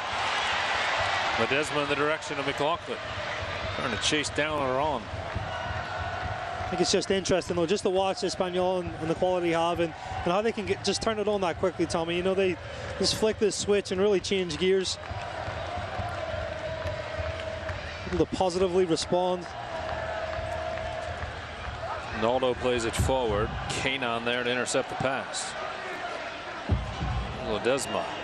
Ledesma wants a foul call, not going to get it. as he shrugs his shoulders in the direction of Brandon Artis. Forward to Iglesias. Played back onto the right foot of Baptista. Leo into the middle. Turned away. Back to Pipa.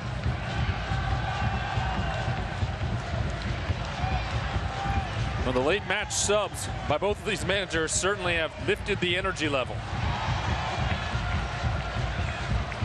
Hernan Perez's shot is turned away. FC Cincinnati right now having a hard time finding possession. I think, like I talked about, I think just quality's taken over a little bit, Tommy.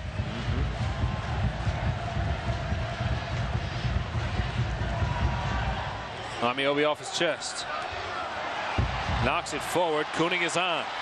See what Danny can do with it as it rolls towards the corner. Did really well to check his run. He has Jimmy McLaughlin streaking inside of the 18. Jimmy goes down. The fans want a penalty, aren't going to get it. I don't think so. I think he trips over the ball now.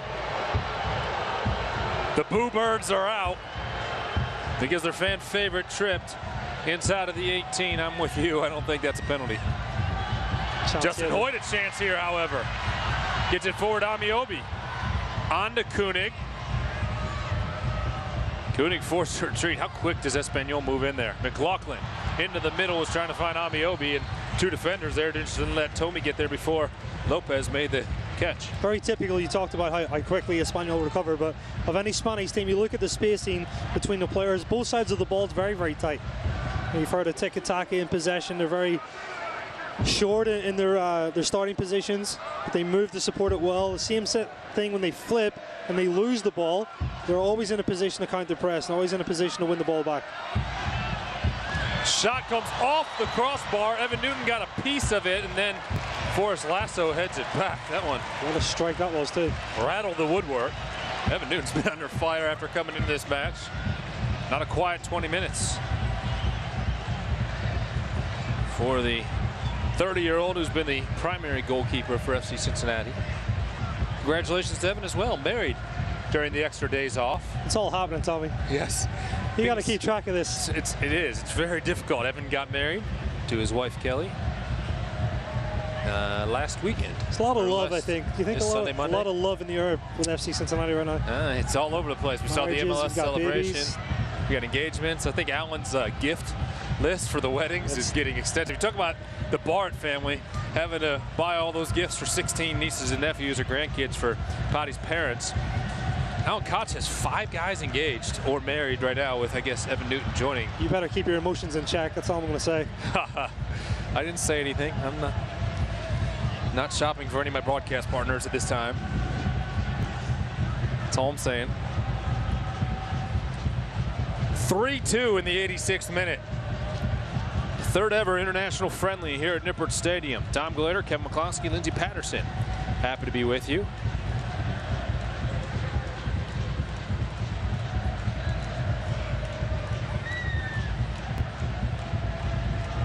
Espanyol will work across the midfield. Pipa pushing towards the 18. Pipa with a great move to get around Ledesma. Drops it off for Leo. Lasso took him down. Yeah, Espanyol is going to ask for a penalty, and again, Brandon Artis is going to shake his head no. I think that's an international friendly call, honestly. Yeah, Leo is slow to his feet. I think that's in a real game, I think that's a penalty, Tommy. Ledesma will knock it into the bench. I agree with you. Let's see if we get a look at it. Brandon Artis is going to go and check on him. The play just up until as well, just oozing class from Espanyol.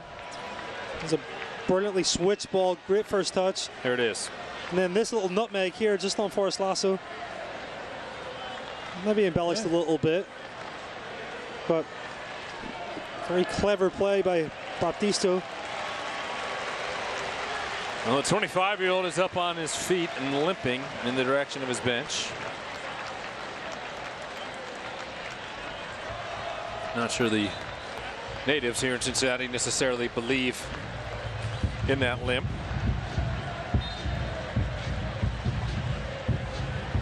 Ball will be played back. They wanted it played back to Evan Newton, and Espanyol played it out along the touchline. A little bit of a shrug from Blake Smith, and now FC Cincinnati will see if they can get up to the final third and get an equalizer here. Trailing 3-2. Orange and Blue scored first with Russell Cicerone. Then it was Sanchez tying it in the 31st minute. Garcia giving the visitors the 2-1 advantage. Manu Ledesma with a class goal. Equalized it in the 77th. And then Darter off the pass from Garcia. The 79th minute to make it 3-2. Here comes in the direction of Ledesma.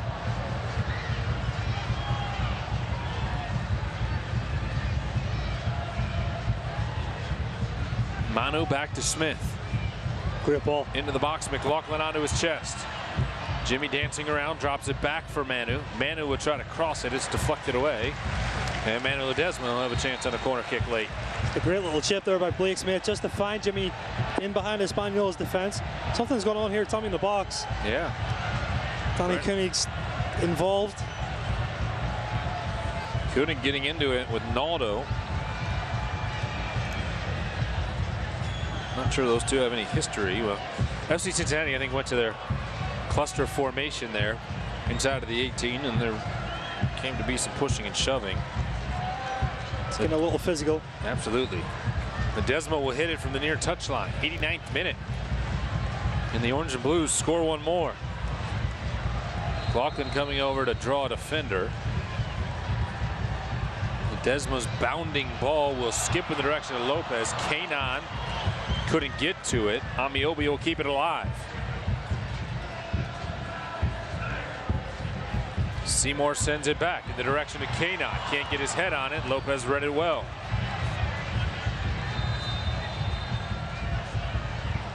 Flag was up, and play will be stopped. Well, we had no stoppage time in the first half. See if they tack any on here. There have been 3 goals in the second half and a handful of subs. You try to figure that out?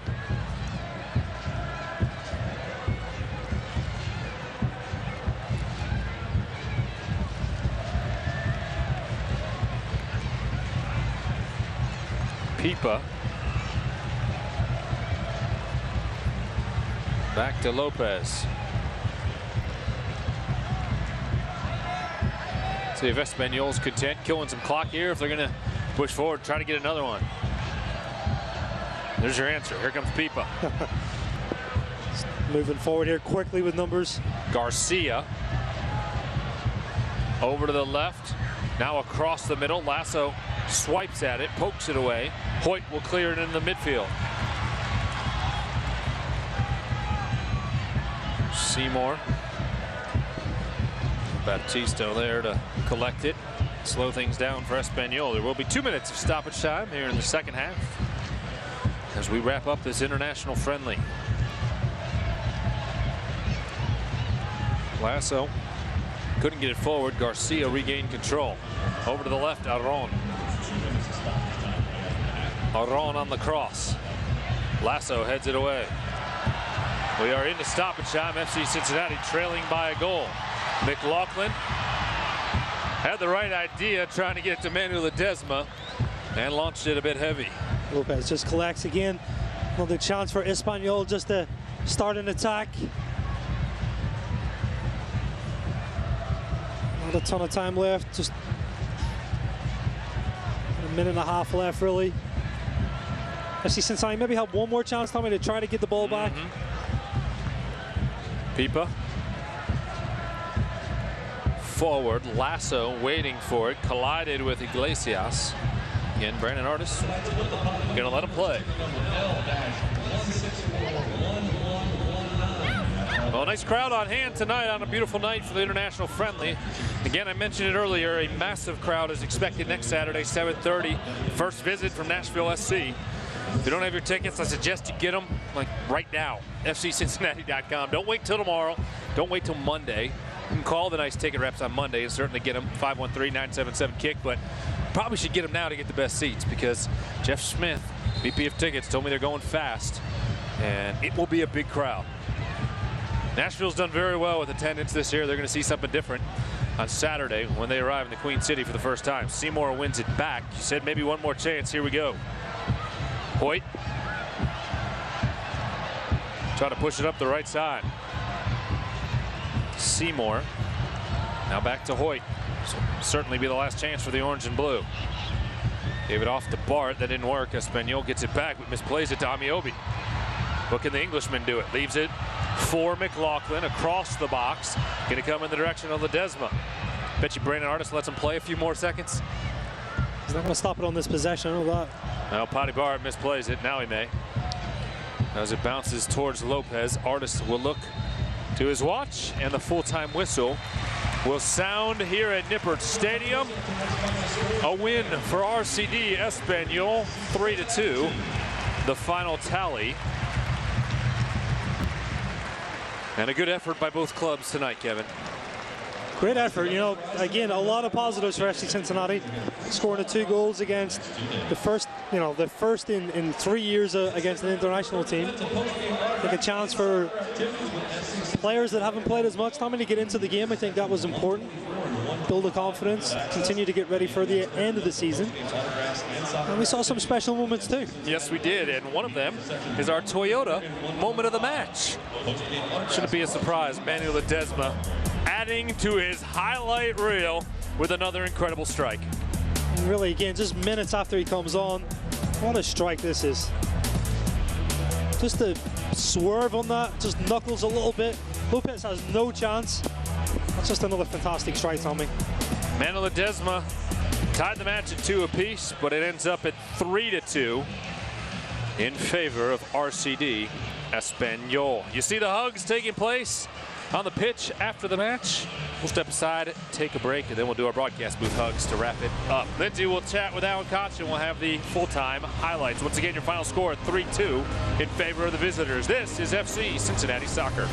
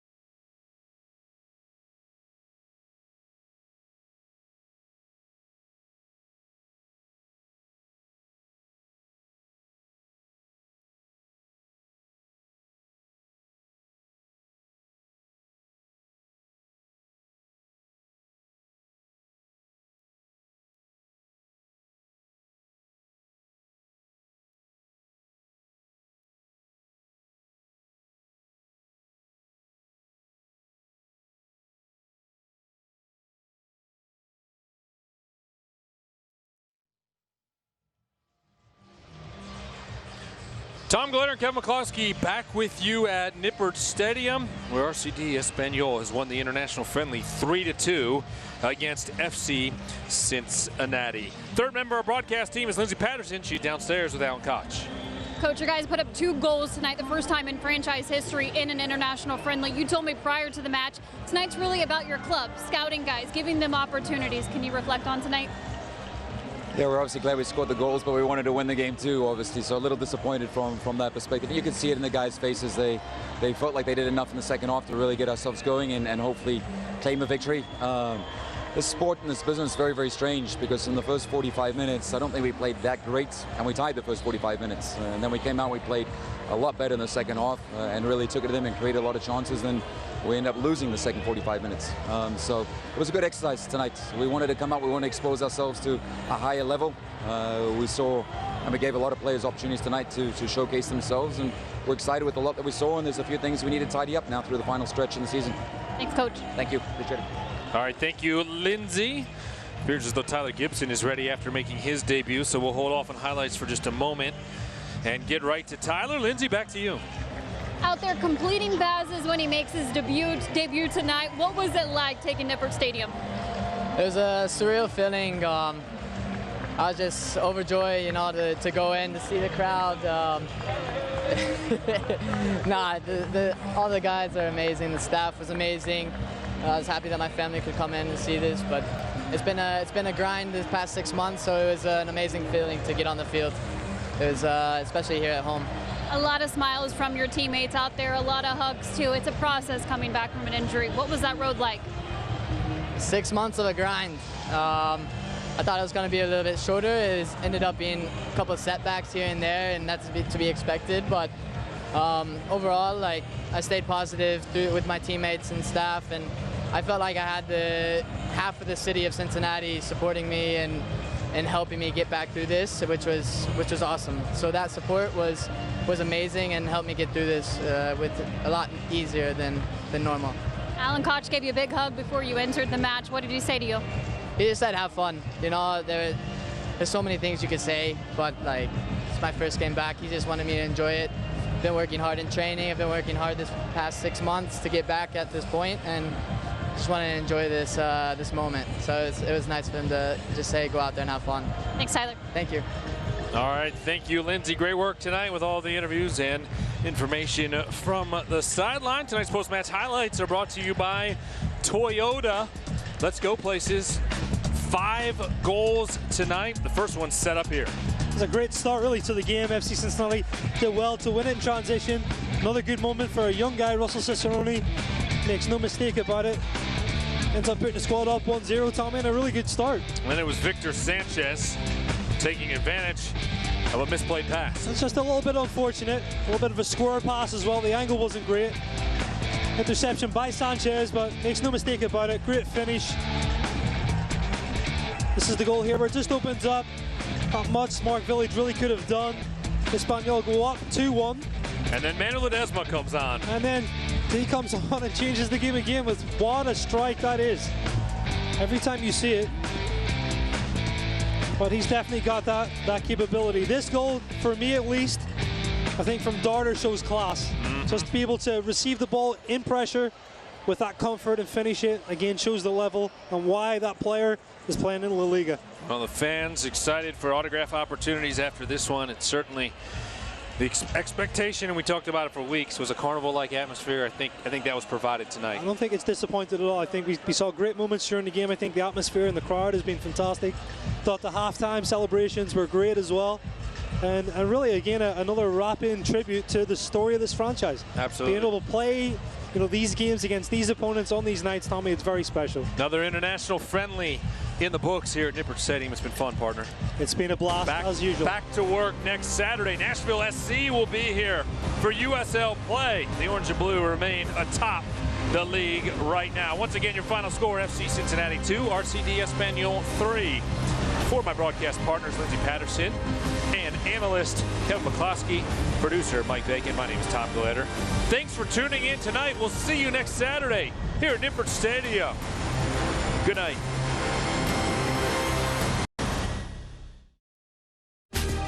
This copyrighted telecast of the United Soccer League may not be retransmitted, rebroadcast, or reproduced without the express written consent of the United Soccer League.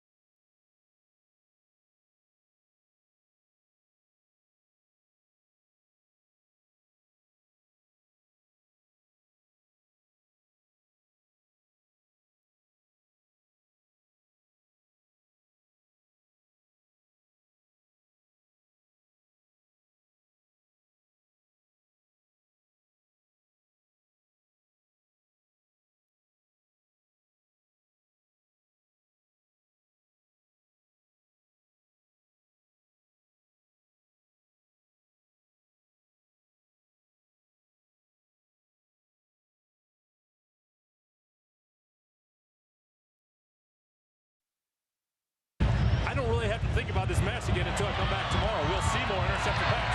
Finds Emery Wilson. Wilson over to Russell Cicerone. The orange and blue have a goal in the international friendly for the first time.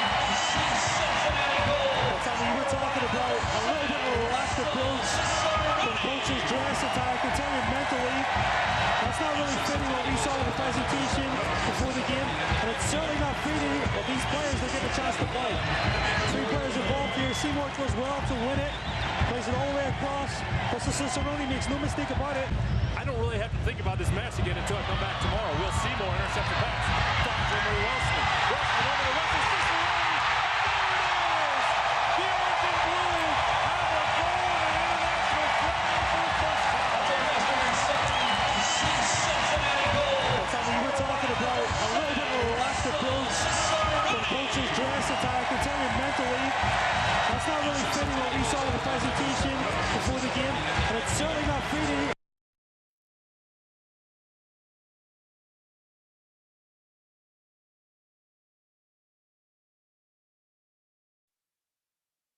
I don't really have to think about this match again until I come back tomorrow. We'll see more intercepted pass.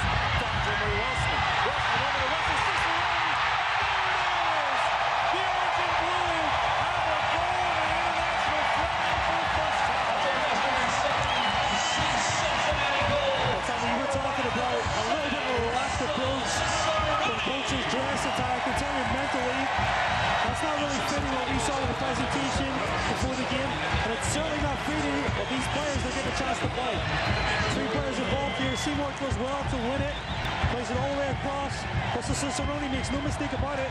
I don't really have to think about this match again until I come back tomorrow. We'll see more intercepted pass. Finds Emery Wilson. Wilson over to Russell Cicerone. The orange and blue have a goal in the international friendly for the first time. We were talking about a little bit of a relaxed approach from coaches Johansson. I can tell you. I don't really have to think about this match again until I come back tomorrow. We'll see more intercepted pass.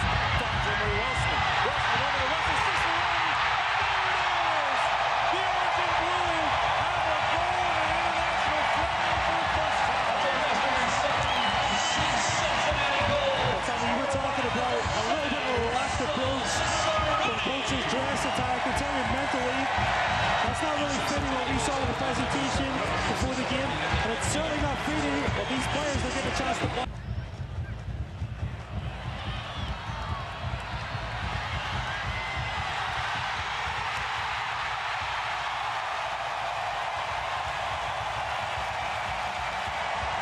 That's a Western and Southern FC Cincinnati goal scored by number 7, Russell Cicerone.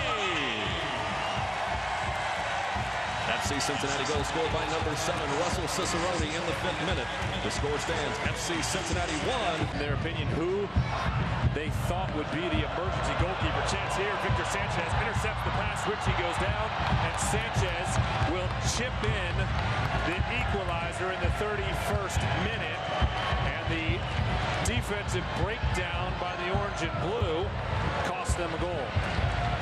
Picks obviously the ball up on just a mistake here. Espanyol goal. Sanchez, you talked about poise and control. Here's the baseline pass. Just comes through. In their opinion, who they thought would be the emergency goalkeeper. Chance here. Victor Sanchez intercepts the pass. Richie goes down, and Sanchez will chip in the equalizer in the 31st minute. And the defensive breakdown by the orange and blue cost them a goal. Picks obviously in their opinion, who they thought would be the emergency goalkeeper. Chance here. Victor Sanchez intercepts the pass. Richie goes down, and Sanchez will chip in the equalizer in the 31st minute. And the defensive breakdown by the orange and blue cost them a goal. Picks obviously the ball up on just a mistake here. Espanyol goal. Sanchez, you talked about poise and control.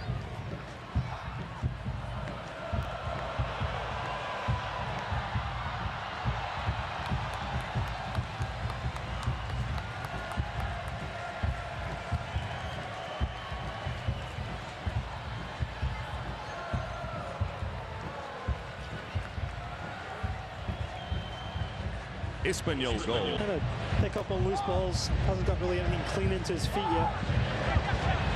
Chance for Espanyol in the box, and Mark Village is beat. Espanyol jumps out 2-1 on the spinning goal in the box. There's not really anything Mark Village can do about that.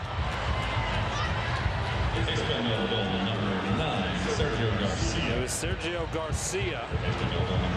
Garcia finds himself a ton of space. First shot turn, kind of pick up on loose balls. Hasn't got really anything clean into his feet yet. Chance for Espanyol in the box, and Mark Village is beat. Espanyol jumps out 2-1 on the spinning goal in the box. There's not really anything Mark Village can do about that. Espanyol goal number 9, Sergio Garcia. It was Sergio Garcia. Kind of pick up on loose balls. Hasn't got really anything clean into his feet yet. Chance for Espanyol in the box, and Mark Village is beat. Espanyol jumps out 2-1 on the spinning goal in the box. There's not really anything Mark Village can do about that. Espanyol goal number 9, Sergio Garcia. It was Sergio Garcia.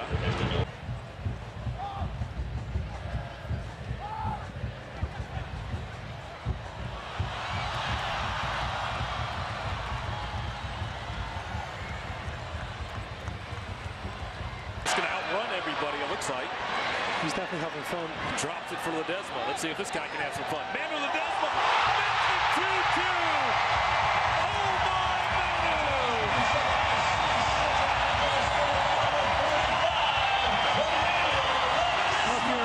Yesterday we had a conversation at training. I was watching Ledesma strike balls. I said, you know what, Tommy, it's going to be a great stage for him to put himself against this level of play and make a name for himself. And I tell you what, he's done it.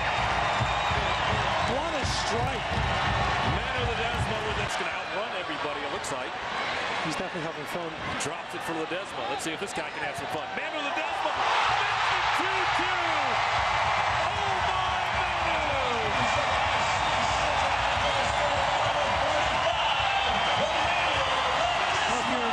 Yesterday we had a conversation at training. I was watching Ledesma strike balls. I said, you know what, Tommy, it's going to be a great stage for him to put himself against this level of play and make a name for himself. And I tell you what, he's done it.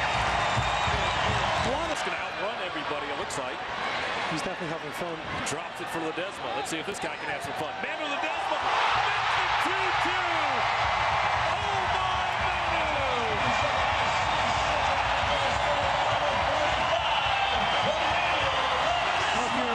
Yesterday we had a conversation at training. I was watching Ledesma strike balls. I said, you know what, Tommy, it's going to be a great stage for him.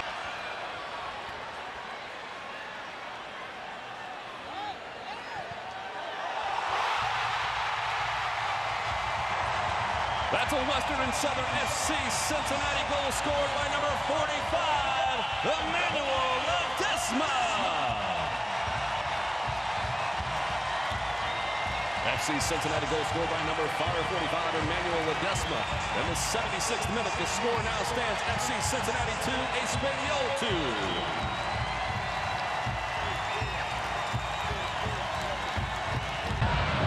Leo Baptisto battling there with Manu Ledesma. And a shot beats Evan Newton off the foot of Darter. He had the game winner against Richmond, and he puts Espanyol back up 3-2. I talked about how good Darter looked when he came on. He makes this really look easy, Tommy. Just a close control. He just opens his body up very smoothly. Just makes out the corner. Great finish. Alan talked about this at halftime. Just a difference in level. Watch this.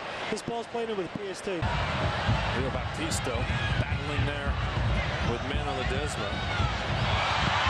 And a shot beats Evan Newton off the foot of Darter.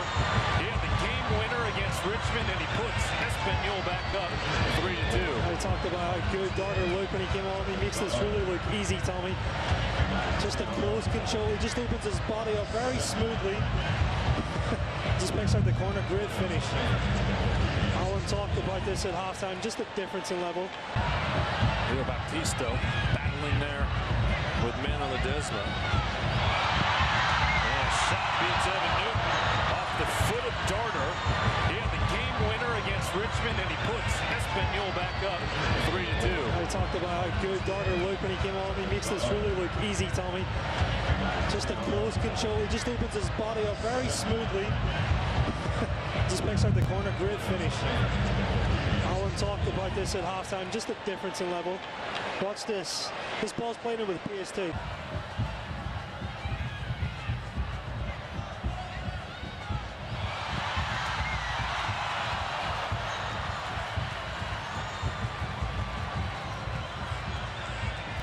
Espanyol goal scored by number 10, Sergi Darter. Number 10, Darter with the goal in the... Sarson, first of all, before you talk about player, he's a fantastic person. Right-footed shot comes off the ball. Village now to Vic, trying to clear the rebound. Espanyol had a look at it. Village makes this in the rhythm of this game. Espanyol is getting set to make 2 subs, so the stoppage would come anyways. Here's McLaughlin into the box, finds Welsman. Henry Welsman can't beat Lopez, who came off his line at the last moment. Welsman just couldn't turn quickly enough. Jimmy McLaughlin, they're always in a position to counter press, and always in a position to win the ball back. Shot comes off the crossbar. Evan Newton got a piece of it, and then Forrest Lasso heads it back. That one.